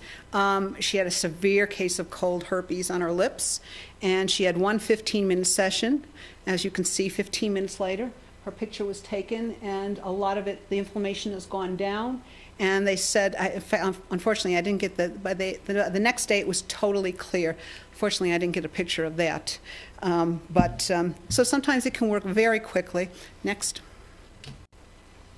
Eye changes. Can we see anything different in eyes? This is over 2 months' time. This person had Lyme's disease, and this was sent to us by one of our naturopaths. She was a specialist in Connecticut. She treats over 500 Lyme's patients, and most of these are from bioweapons from Plum Island. That has been released into the air, and that's why we have this terrible Lyme's disease that is so hard to get rid of in the United States. It's not like the old Lyme's disease. It is a bioweapons Lyme's disease. And so she treats these clients, and she wrote that after 2 months' time, you could actually see it. The person was feeling a lot better, but you could actually see it in the structure of the eye change dramatically. The iris fibers are straight and strong. In the second one, you can see in the first one, it's very, very wavy. The eye is not able to contract to light like it should. It usually gets small when a flash of light goes off. And there's inflammation around the eye and cloudy. And on the second picture shows a stronger, more tight woven a pattern in the iris fibers, and which is correlated with a real healing in one's DNA, making it strong, more resilient to disease. So, we never thought we'd be able to actually see this in the eyes of a person. So I wasn't really sure how accurate this was, even though it came from a naturopath and an eye physician. So I sent it to another eye physician that I know to back, and he goes, "Wow, this is actually pretty significant." So next. Okay. Now for those who have gray hair. We started finding out that it was actually changing people's hair color. Not something I anticipated. Sometimes it would appear on the whole shaft of the hair, and sometimes at the root. And some people were very happy about this, but some people weren't. And some people really liked their gray hair. And this one woman told me, she said, "Well, I went to my hairdresser, and she's pointed out, do you know that your hair is starting to get dark again at the roots? What's going on?" And she panicked. And she said, "I haven't been doing anything to, because we have a program to help restore, decrease graying." And she said, "I like my gray hair. I don't want it, I don't want to change it." And I said, "Well, if you're not using that program, what are you using?" And she says, "Well, I'm working on my adrenal glands." Now, when your adrenal glands are really in a bad shape, you get gray hair faster. And as her adrenal glands were getting stronger, it was interesting. It started to show up in the color of her hair shaft. Nothing we would have anticipated. So I said, we're always surprised by this. Next. Oh, this is one of our homeopaths who was intent on rejuvenation.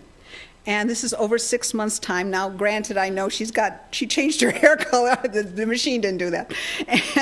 And has more makeup on and so forth. But she said that it not only did she drop weight easier, her clients were all responding. And believe me, I live in the what do you call, Botox capital of the world, Los Angeles area.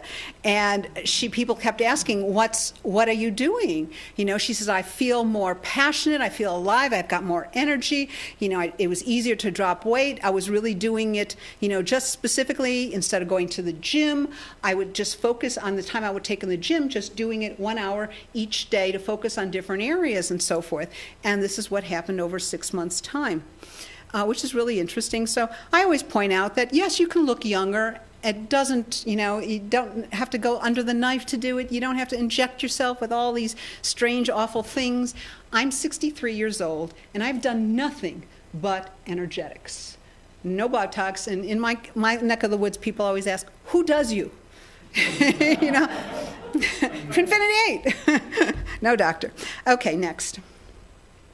All right, I was curious to see, does this actually affect one's DNA, these mathematical algorithms that have been given from these guides? So we called in an independent lab that runs DNA tests and runs subtle energy tests. They're specifically geared to that. I'm not going to go into all the specifics because, when you start going into research, people's eyes kind of glaze over and, they check out. So I'll just say, so we tested 3 different programs using different control groups.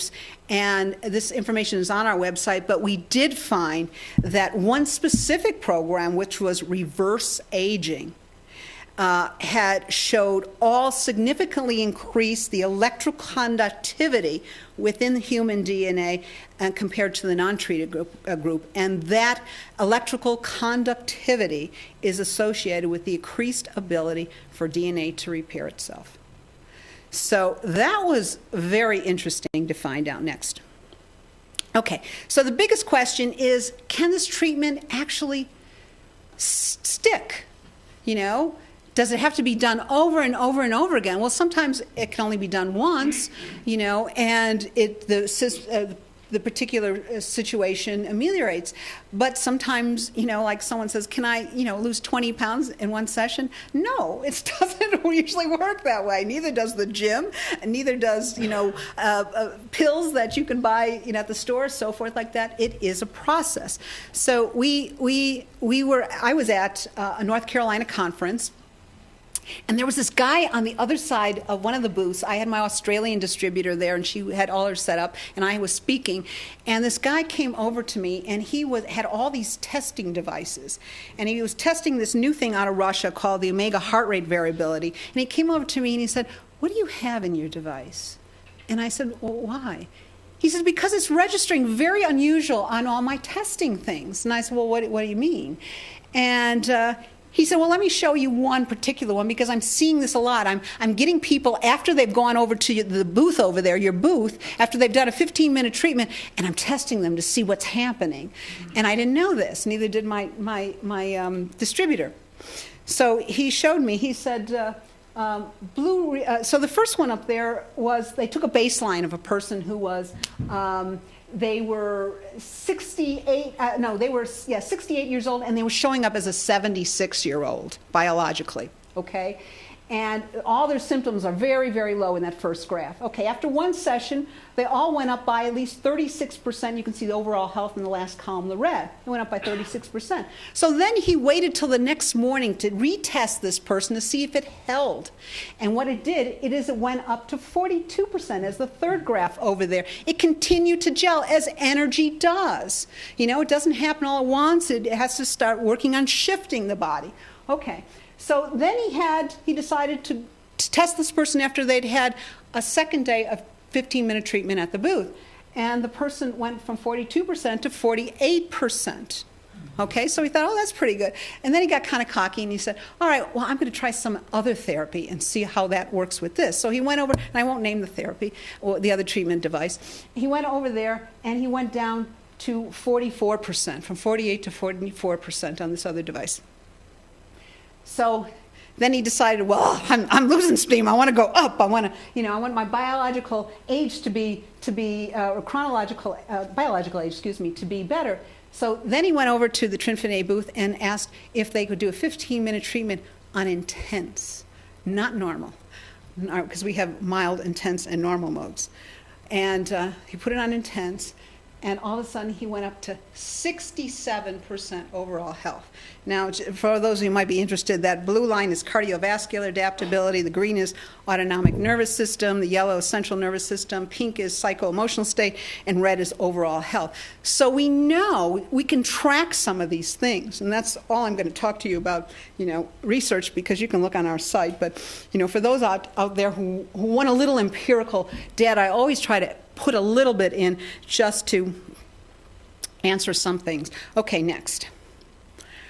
All right, so the quantum potential world, energy, as Christopher talked a little bit about before when he started. David Bohm talked about it in 1952, and it relates to the unbroken wholeness of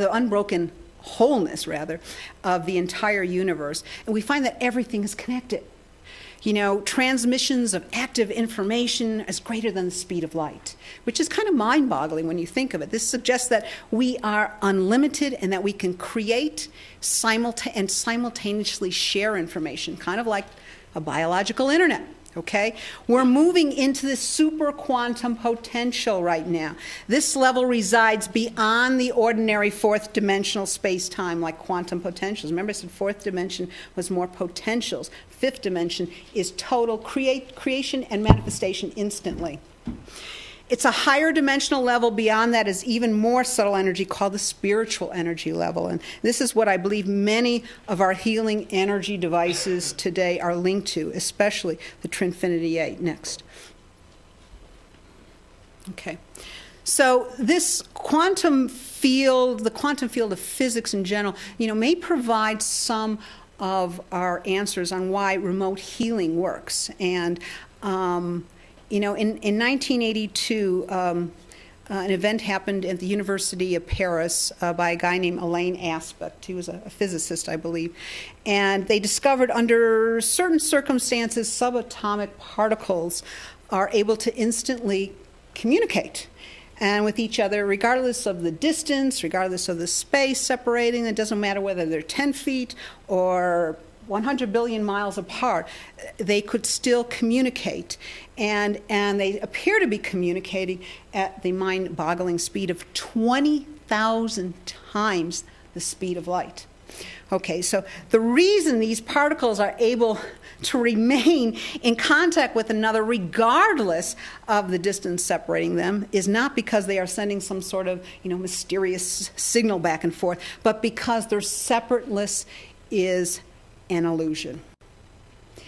At a deeper level of reality, such particles are not individual entities, but are actually extensions of the same fundamental something, like a holographic field. Each part contains the whole. It's sort of like I'm going back to my aunt's story again, because I mentioned her a number of times in the books, but I don't know, she passed over last November. Actually, she passed over right before I went to Egypt, and I have to say this because I said to her, I was there for my birthday on November 8th, and to do a talk in Chicago, and I felt it was really important to be in there at that time. I never go to Chicago in November because it's too cold. And I was there, and she seemed to be okay, and I said to her, jokingly, now don't you die on me while I'm in Egypt, because I won't be able. It'll be very hard to come back and do your eulogy. I always promised I'd do her eulogy, and so she looked at me and she go, okay. She died 3 days later. I did the eulogy, but most people don't know. But I liken my story this of wireless, of separateness as an illusion to my Aunt Josephine, because a number of years ago, while I was working on this, and this is the first time I realized I could use this remotely on people, was that she had just had a hernia operation. She'd come out of the hospital. A day or so later, I called her, and she goes, oh, it seems to be infected, my stitches, they're red. I called the doctor. I'm seeing him Monday morning, and I said, would you like me to send you some healing energy? And she said, sure. She thought most likely I was going to pray for her or something, because she didn't understand all this kind of stuff about energy and healing, so she didn't really know what I was going to do. So I didn't tell her when I was going to do it, and I didn't know what I was going to do, what I was going to put into a treatment plan for her. And so on Sunday, before she went to see her doctor on Monday, I put in an hour-long treatment thinking, it's pretty long distance, Chicago, Santa Monica. Maybe I should do an hour to really make sure she gets it. I still wasn't sure about the concept of that. Doesn't matter how far it is. And so I sent her things that dealt with detox, immune system, tissue repair, all these type of things, and increased energy, vitality, and so forth. And I sent it to her, in the afternoon, and using a picture of her. And we'll show you in a minute. This is how we do it. Next. That's not my Aunt Josephine, that's my mother. And put the name 3 times on a piece of paper, and with the crystals pointed on the name. You can use a photograph of them or the name 3 times. Next. And then we put the actual sound over the crystals and play it, and then send them that information. Well, so my Aunt Josephine says to me, so I call her Monday night, thinking she'd been to her doctor. And I said to her, what did the doctor say? And now she still didn't know I had did this treatment. But she had given me her okay, and that's all that I need. It's really important to get a person's okay to do something for them. And she said, well, I canceled the doctor. And I said, why'd you do that? And she said, well, it was the darnest thing. I had, that's how she talks, it's the darnest thing. And she said, I had gone, now, it doesn't matter how sick she was or how she would not miss her bingo night, or bingo afternoon on Sunday. So she went to bingo with her friends, came home, and she says, suddenly, she said, I decided to take a shower, and as I was getting out of the shower, suddenly, out of nowhere, I felt like, I felt like my energy was totally drained, and she was having detox reaction. And she said, I was so tired that I decided to take a 10-minute nap. So she goes and takes her nap, and instead of 10 minutes, she sleeps the entire night and doesn't wake up till the next morning. And she's a night owl. She never goes to bed before 11. And she says, and I woke up the next morning, and she said it was the darnest thing. She goes, the red was all gone, the swelling was down. She said it felt okay, and I had all this energy, so I cleaned my house. And so here was a woman, talking about the placebo effect, that did not know exactly, but even the things that I give her, she has true detox reaction. And she got it, and I realized, here's an 80-some-year-old woman. You should not be sending hour-long treatments to them. It's just too much. You knocked her out.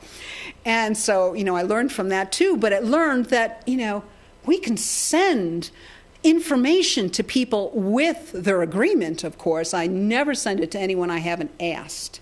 I do not impose my will, and I try to tell all my people out there, do not think that you know what's best for somebody else, because you send something to someone and they don't know what's all of a sudden, if they're very sensitive, they may feel like they're under some type of energetic psychic attack, And my aunt didn't know what time this was coming, but it was right in time with when I had sent this. So anyway, next.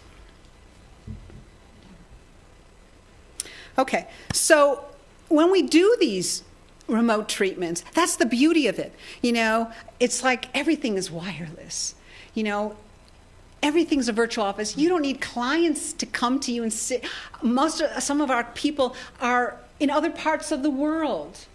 They don't have to come into an office to be treated. They have to give us feedback so we can tweak things to make it more personal for them. And the beauty of it is you can put it in, put their name, and let it run, and the energy of the practitioner is not going to cloudy it up.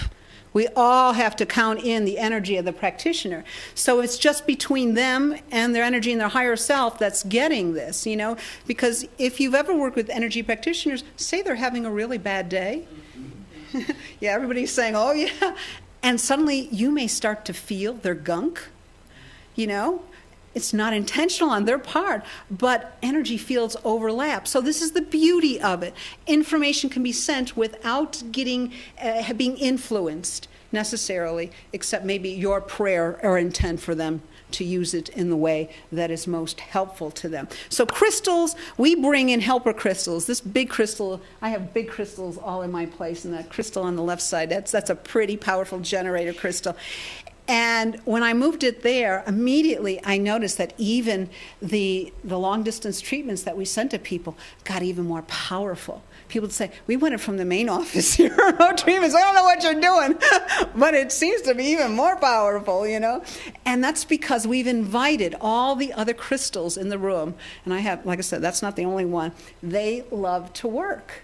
And they feel most at home communicating with each other, and they start oscillating. It's like a crystal party. And, some people have a Tupperware party. They have a crystal party, an energetic crystal party. Okay, next. All right, so you can spread this energy around a group, too. Okay, it neutralizes people's stuff. One person told me that the most they had done was a group of 150 nurses at the Scripps Institute in La Jolla in San Diego. And so instead of doing things like, divine alignment, heart resonance, or they were all oscillating together, they said, we'll give them something that every nurse has is pain. They're on their feet, they're dealing with other people's crap, and they always have something to, some pain that they have to deal with. So let's give them a pain protocol. So they did it the next morning. The nurses were coming back and saying either the pain was gone or it was 50% decreased, or something that they noticed differently, because everyone notices when pain is lessened or gone, okay?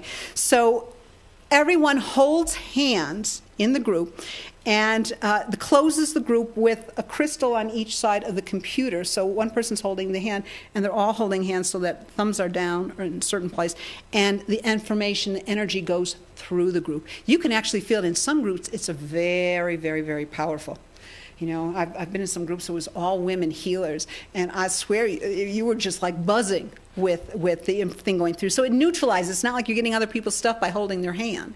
It seems to neutralize it and go through the group to feel elevated and feel rejuvenated. Next. Okay. So important. One day, my assistant said to me, we need to use this for global healing. I like to give her credit because it wasn't totally my idea, but the minute she said it, I got goosies, as Jennifer Lopez would say, And I know that means yes. Yes, now you're getting it, And so we started to, the first thing we did at that time, we did it on the oil spill in the Gulf of Mexico, and which was spewing all that toxic oil and so forth. And, and they just couldn't cap that well. And so I called in a lot of our Trinfinity 8 owners from around the country to treat the Mexico oil spill as a compromised immune system, okay, that needed to be detoxed and be given vitality and light to cleanse itself and heal. And get the lymph moving in it. So we treat it like a human body. And within 2 days of everybody starting to work on a picture of Mother Earth, in the specific area of the Gulf area where the crystals were put and so forth like that, in 2 days' time, that they capped the well. Now that, I always like to say, that's sure that could be coincidence, because lots of our thoughts were saying, oh, please cap that well. We don't want a Gulf that's all black. So we know that, that can all help. But then when Fukushima happened, we decided, okay, we need to send love and energy and healing to that area. And we didn't know how, because it looked pretty bad, and we didn't have any delusions that we were going to cure it or something like that in record time. But we thought, let's send it energy help, because it does need help. The whole planet needs help. So we called in again many of our people to do this, and within 2 days' time again, which was very strange, that 2 day, I don't know what that, never figured out what that means, they were able to staunch that reactor leak, the most dire one. And then at night, we were getting very strange calls. We were getting calls in the middle of the night in our office from an overseas number, and it would just be static on the call. And I says, where's this? Nobody's leaving a message. What is this? So I looked up the number, and it was coming from Japan. And so I waited till an hour that it would have been Japan's time, a decent time, and called the number, and wanting to find out why their number kept calling our number. And the man spoke some English, and he had no idea what I was talking about. They hadn't called our number. But so we looked at it as a way of a signal from Japan saying, yes, we received some of your energy. Thank you very much. Validation. Maybe that's me, but it felt like, so we continued to do that. So we try to work on, if there's an important thing in the Senate or Congress, we just try to send light. We don't try to force their opinions. We just try to send light to them so that they will do whatever best. They will see what needs to be done that's best. And as we all know, it's a hard task. Okay, next. So, we found out that we could use this to imprint things as well. Imprint water. Water tastes differently with different algorithms, we found. It tastes different with, divine alignment versus restore vital force or heart resonance or something else. So, we insert the crystals in or over the liquid. And someone told me they did this at a party. They put it in the wine bottles.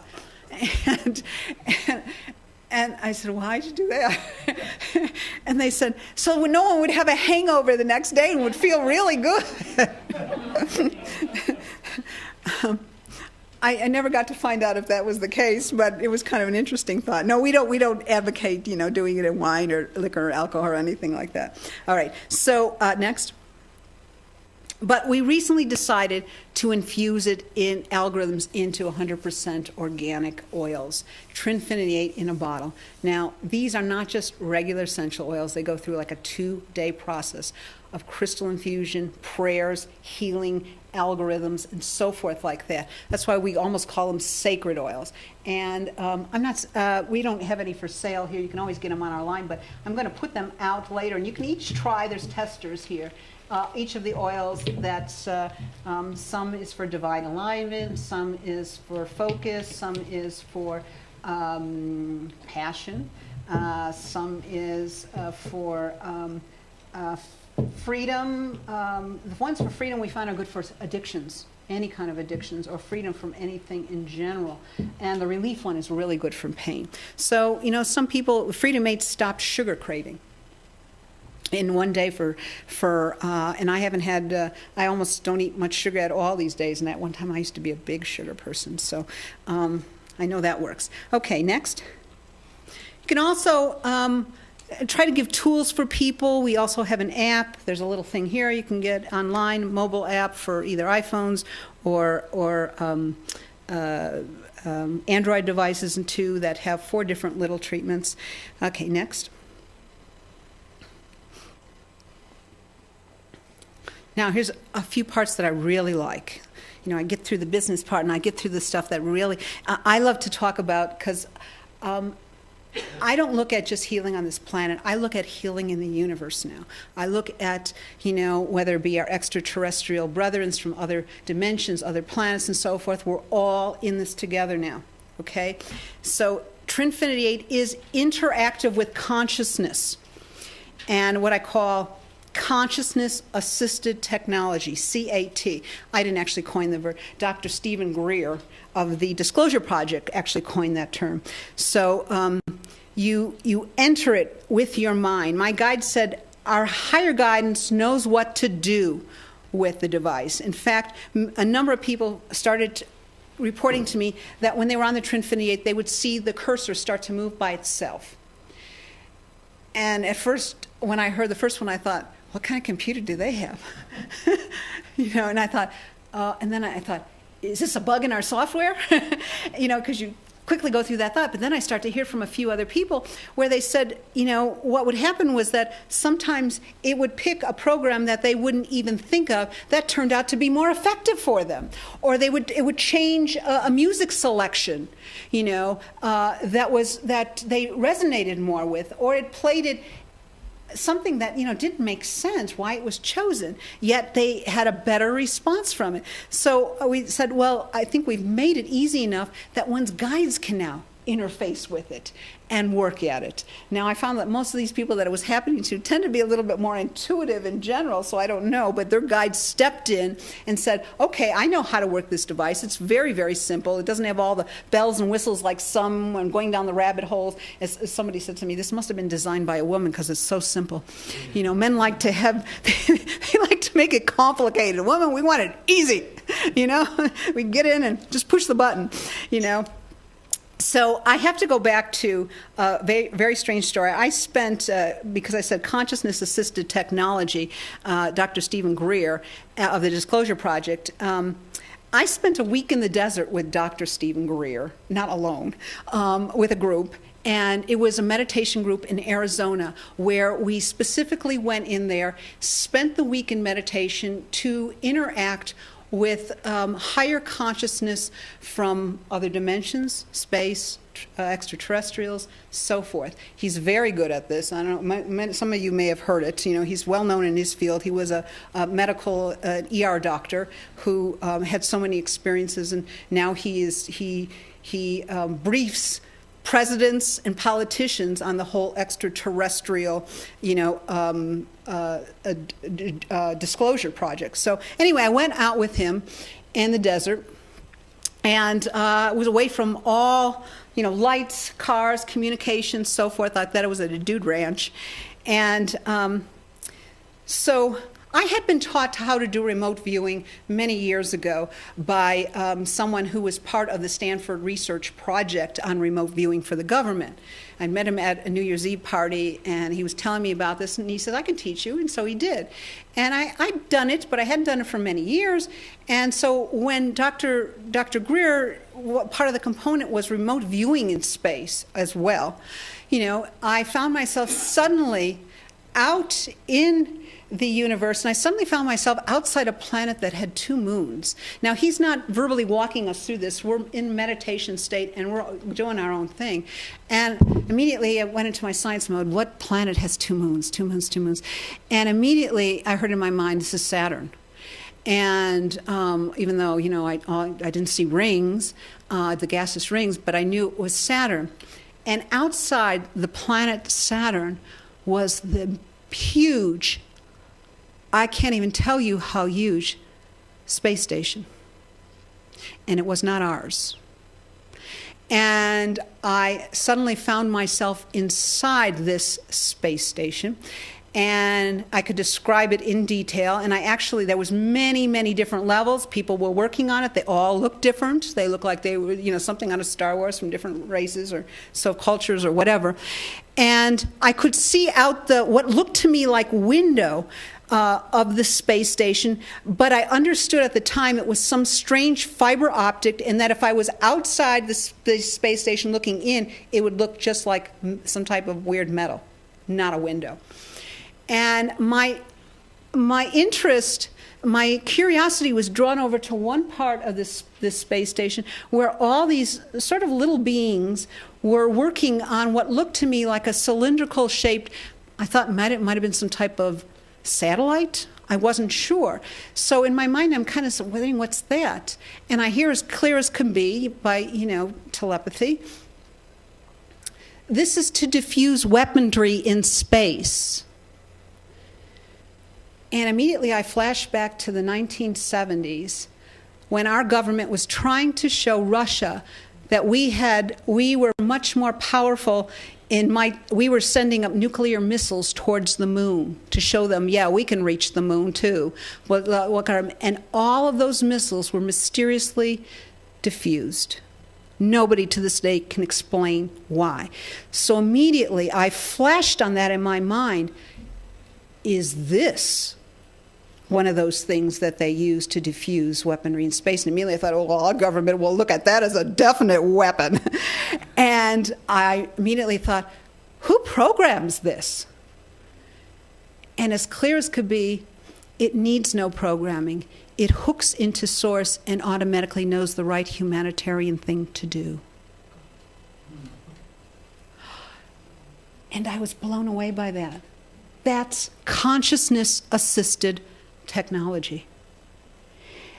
And so there's always this little doubt in your mind. Did I just imagine that whole thing on the space station there?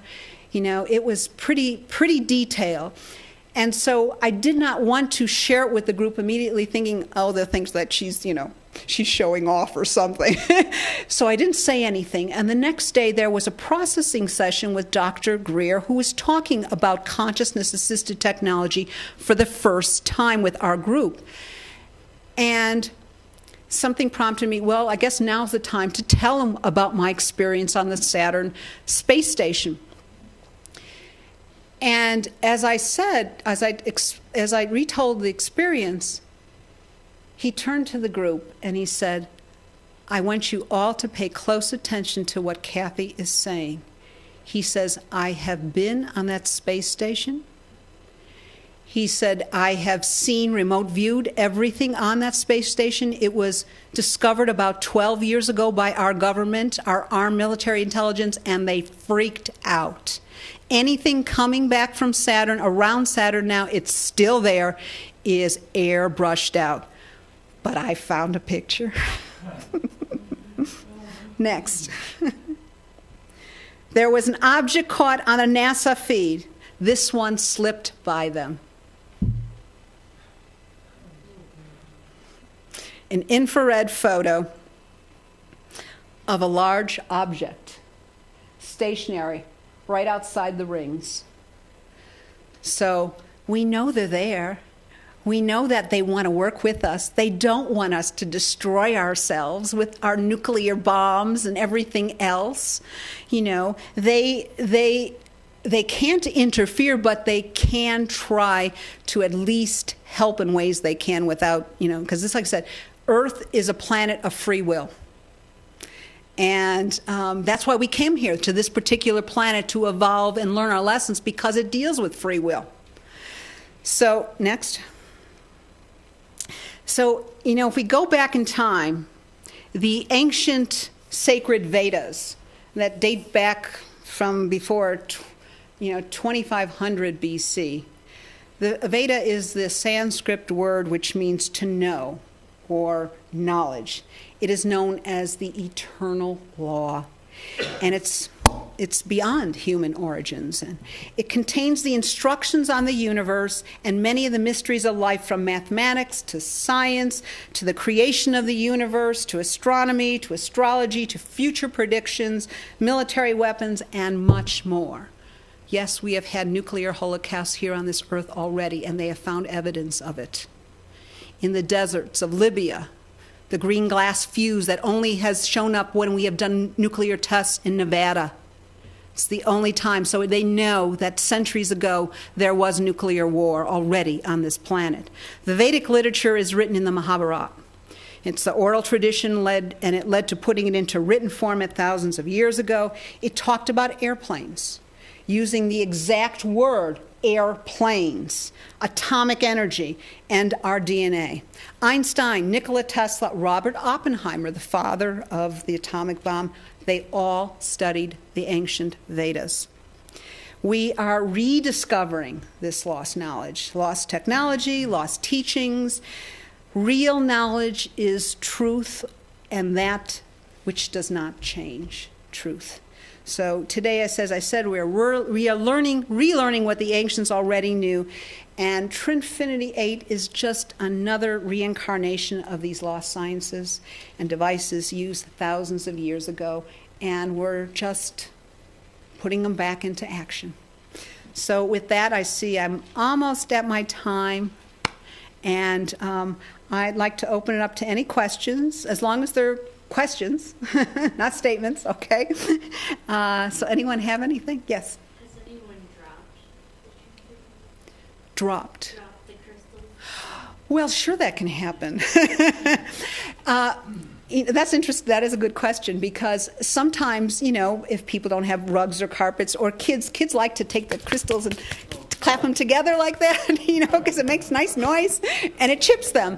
But the chipping doesn't seem to affect any of the energy coming through the code. If they broke in half, yes, they'd have to be replaced, and we do have replacement crystals that people can buy. But one of our people, she's an esthetician in Beverly Hills, California. She broke one of her crystals, and then she decided to sand it down so it was a softer point, and she plugs in 4 crystals now, and the 2 that she uses that are sanded down, they both broke, she uses it to do facials.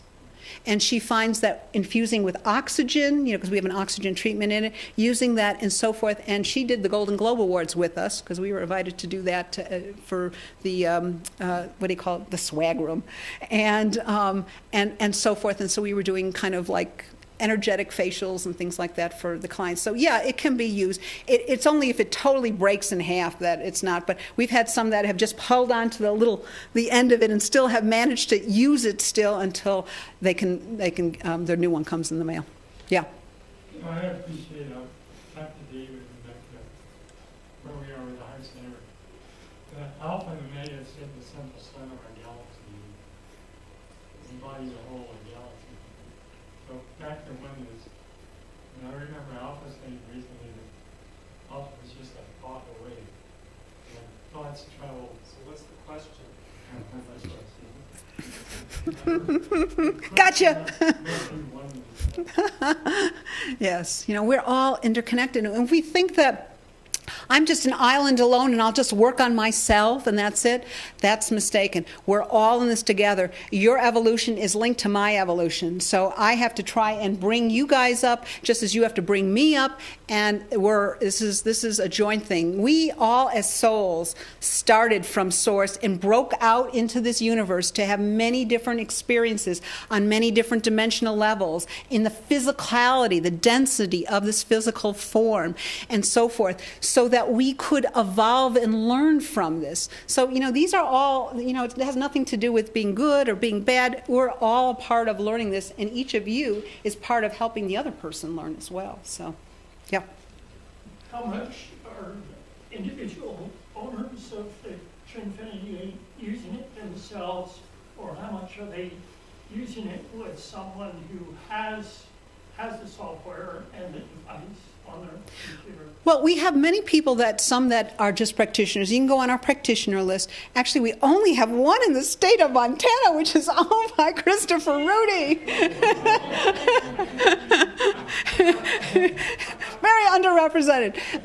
But like I said, long distance is not a problem, okay? So if you're not anywhere near Trinfinity, you can always go on our practitioner list or call our main office, and we'll hook you up with somebody who does a lot of long distance treatments, and they'll work with you on that, So, but a lot of people, of course, they use it on yourself. I have someone I know, she says she does not leave home without it. She takes it everywhere. Colds, flus, energy, so forth like that. She panics if something breaks down on her computer because she said it's like having a medicine in a box, And I can always count on my Trinfinity. In fact, she had one of these banker husbands who was very, very left brain and crystal stuff. Yeah, I'm not interested in that. Until one day he had some very severe back pain, and nothing was seeming to work. So she gave him a treatment. I mean, when you're in pain, you'll try anything then, right? And he did it, and it actually helped him. So he said, next time he came back to her wanting a little more, he says, can you crystallize me? He didn't know what to call it, but can you crystallize me again? It's just, sure. And she says, and in fact, from that moment on, he became a believer. And sometimes you have to have that personal experience in anything in life before, if it works for you. And sometimes it's so subtle that you may not notice, sometimes it may take 24 hours to notice a difference in something. Some people are much better reporters than other people. They can notice subtle changes right away that build on bigger changes. We just had a guy in San Diego who opened, he's had it for quite a while, one of the biggest autism clinics in the country. And he said, I've been wanting one of this device for years. I heard you speak a number of years ago, and I finally got a benefactor who paid for it for me. And so he bought it and for the clinic, and I sent down staff to make sure he was well trained, because I knew, autism, we had some cases working with autism, which a lot of things, nothing seems to work outside of, nutrition and things like chelation or whatever.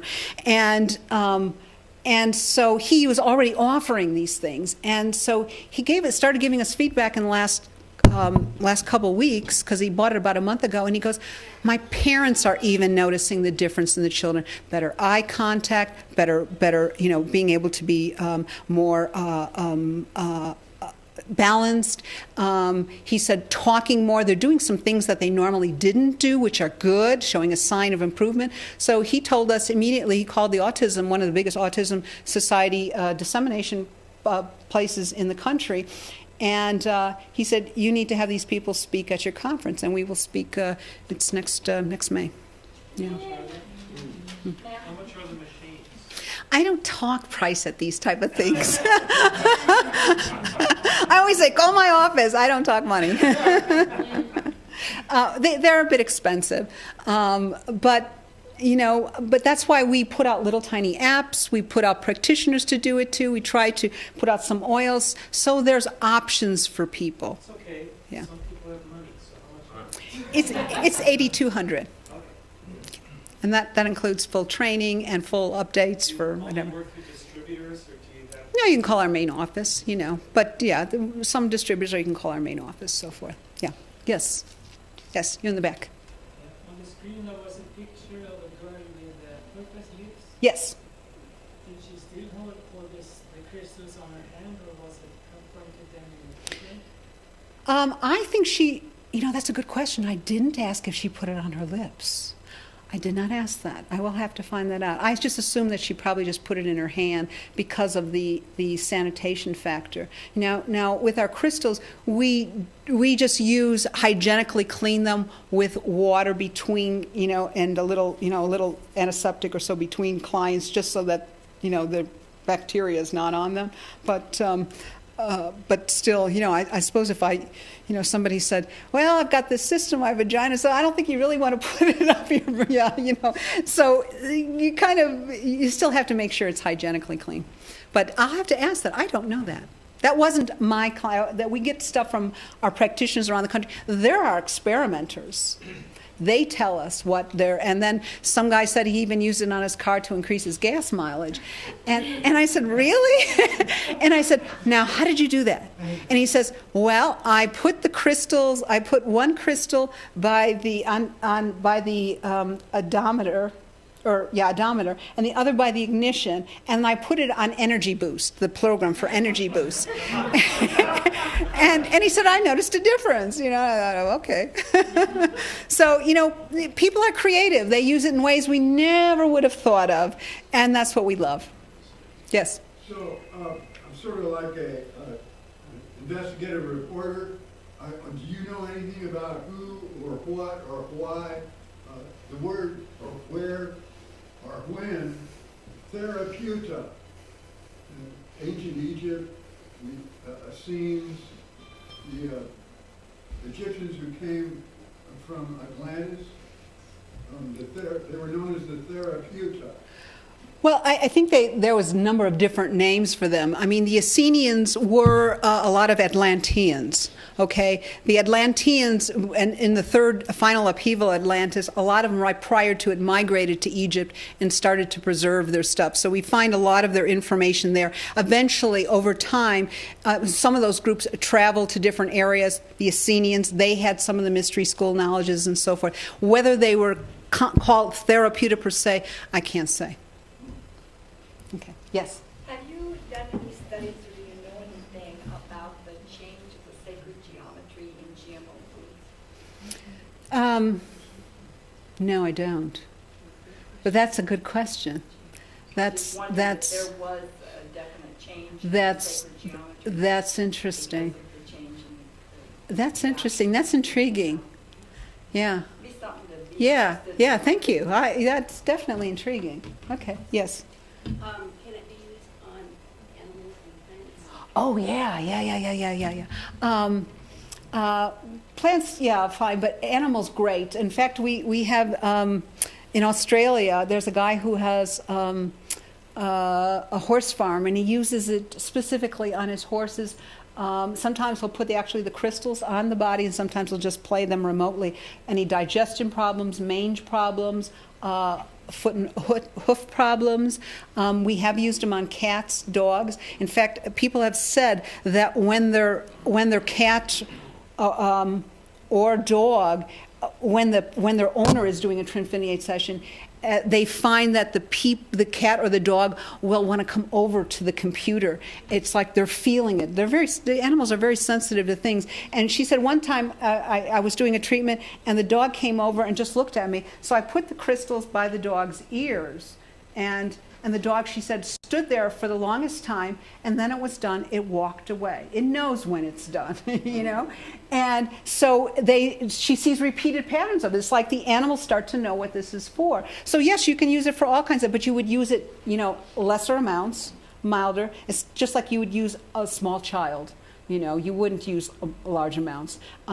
Children in general, we even told the people that were doing the autism stuff at the clinic there, start out with sessions that are under 10 minutes, even mild on some, until you see how they respond to it. Because some people are so sensitive to energy that when the trinfiniate is actually playing, they could be so sensitive they could feel wiped out. That tells me they're doing too much. Sometimes people look at our list of 72 treatments and say, it's like a candy store, and I want this and this and this and this, and I'll put this on for 60 minutes and this on for 45 and so forth.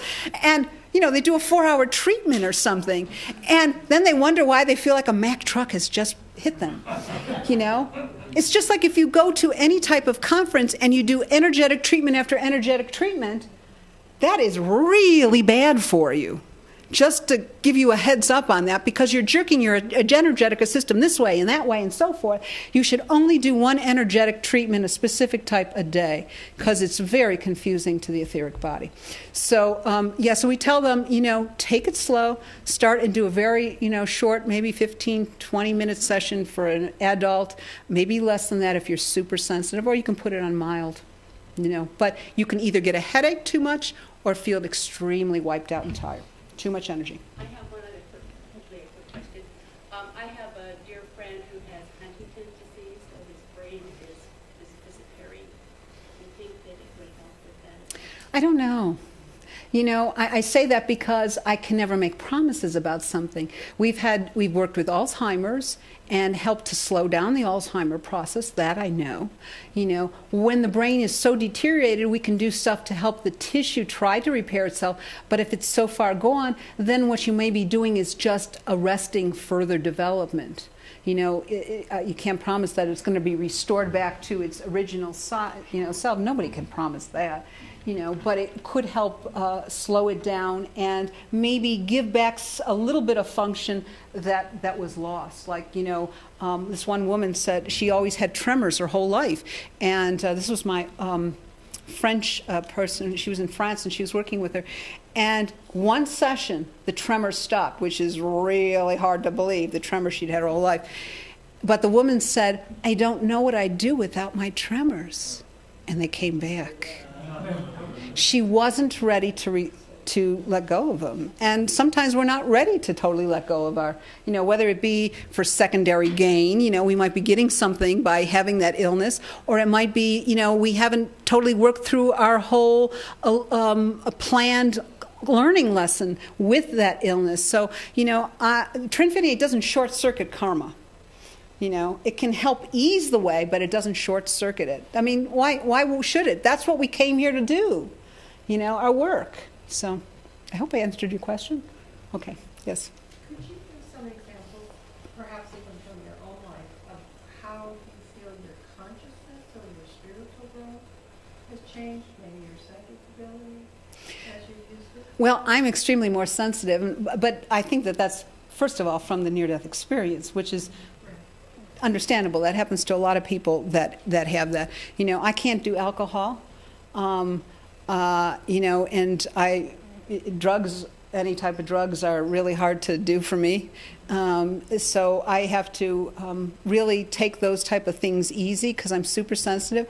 I will feel people's things more, but sometimes I can put up auric fields a little bit so it's not, so I'm not bombarded. But I've definitely felt a greater knowledge of that it's not just me, that there's something so greater out there, and I know it, and I've been around for hundreds of thousands of years, just like all of you souls have been, and it's kind of really interesting to be alive during this time. We all chose this time. And the universe is expanding and contracting with what we learn. And I think, we're all contributing to the whole, or as we've become known as return to source by, all our sharing and learning experiences. So, we are the cosmic internet. When it comes to potential, we're all being guided in this journey, called life on planet Earth, and it's really interesting to see where it's all going to go. But so I see a bigger picture than I ever did before. And yes, I'm connected into, I try to be more neutral about things. Okay, I try to be much more compassionate and understanding of people. I try to be less judgmental, because I know that we're all in different stages of our process. I was there too.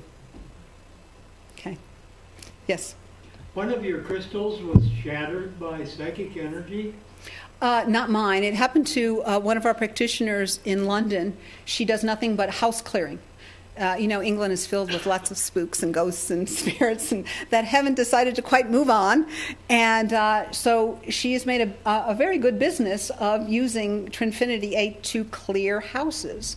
And in one particular house that was heavily infested, you might say, with some dark energy, as she was clearing and leaving, as she saw one of the spirits leaving, it actually took the crystal and flew up into the air and shattered. It was sort of like, bye-bye. But as I'm going, I'm going to ruin your crystal. And she was very sad that she'd have to buy a whole new crystal. But it was quite an eye-opening experience for her, and so it was for us, too, So, yeah. Okay. I guess somebody knew. Yes. Do you know the base angle at the top part of your crystal grown? Do you know the base angle? You're talking the axis? Yeah, from the side, the top part, the terminating. Or do you change that angle at all, or do you know the angle?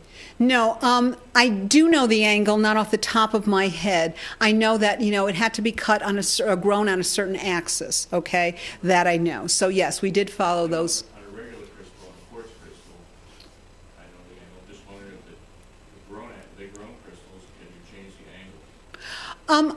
Actually, I'm told you can. I'm told you can because they're grown in a lab by seed crystals and it's controlled, the clarity, where on others the axis is more, I don't know if I can really adequately answer this question. But there is a difference between lab grown and regular crystals with the axis stuff. Yeah. Yeah. Well, we don't seem to have had a problem so far, so it sounds like it's working okay. I met you up at Calgary. Are you John Japanese? I thought he looks familiar. That's right. All right. One last question. What's that? Yes. See, everything returns back. Meaning you get in a cold place. Yes. Yeah, this is a quick question, and I don't expect a quick answer. I had a lifelong issues fiddling around with money. That's good value, that's bad value, blah, blah. I thought in your book, is your guide said something about money is spirit? Money is energy. Energy, yeah. Yeah. I just got a quick response. Energy, the flow of energy. I liken this back to when I was practicing clinical psychology, and there were days that I, thought, I'm really not feeling so good today. I wish I had less clients, and suddenly they'd all start canceling, and then I'd, wait a minute, still got to pay those bills. And I started to look at money as energy and the flow, and I always said, I will always have enough, and that somehow got cemented in. It's not like I'm going to be a billionaire, certainly not, and I'm not interested in being one, but as long as I have enough and it replenishes. So I noticed that in my life when there's big chunks of money that have to go out for something, suddenly they're replenished in by another source and evened out. So I think it's also, at an early on I started to say to myself, you're a fast healer. And because of that, it got programmed in, just like you can always program yourself in, I'll always be young looking, or I'll always feel young. And if you say that and do that programming, it will reprogram you eventually. Sort of like I used to live in Virginia Beach, Virginia, home of Edgar Cayce and ARE and so forth like that. And there was this toll booth area you always had to go through. And, one time I'd always just used to say, how is it I always get into the longest line? And then I caught myself one day doing that. And I said, well, of course you'll always get into the longest line. You always expect to get into the longest line. So I started practicing thinking, I always managed to get into the shortest line. It didn't happen immediately, but that programming consistently over time, it started to work. So, what you program in, we are computers, master computers here, you know, and so be careful what you program in your thinking in anything. You know, if it's negative, remember the universe does not understand no or not. So I do not want to be, you know, poor. Well, all it hears is I want to be poor. It negates that. It does not understand it. So be careful. I will always have abundance. I will always have what I need. You know, I am a speedy, or I am healthy. I am a fast healer. I am the great I am. Okay, we're probably going to end it here, okay? All right, because food time. All right, thank you. And you can ask me questions afterwards if you get me, okay?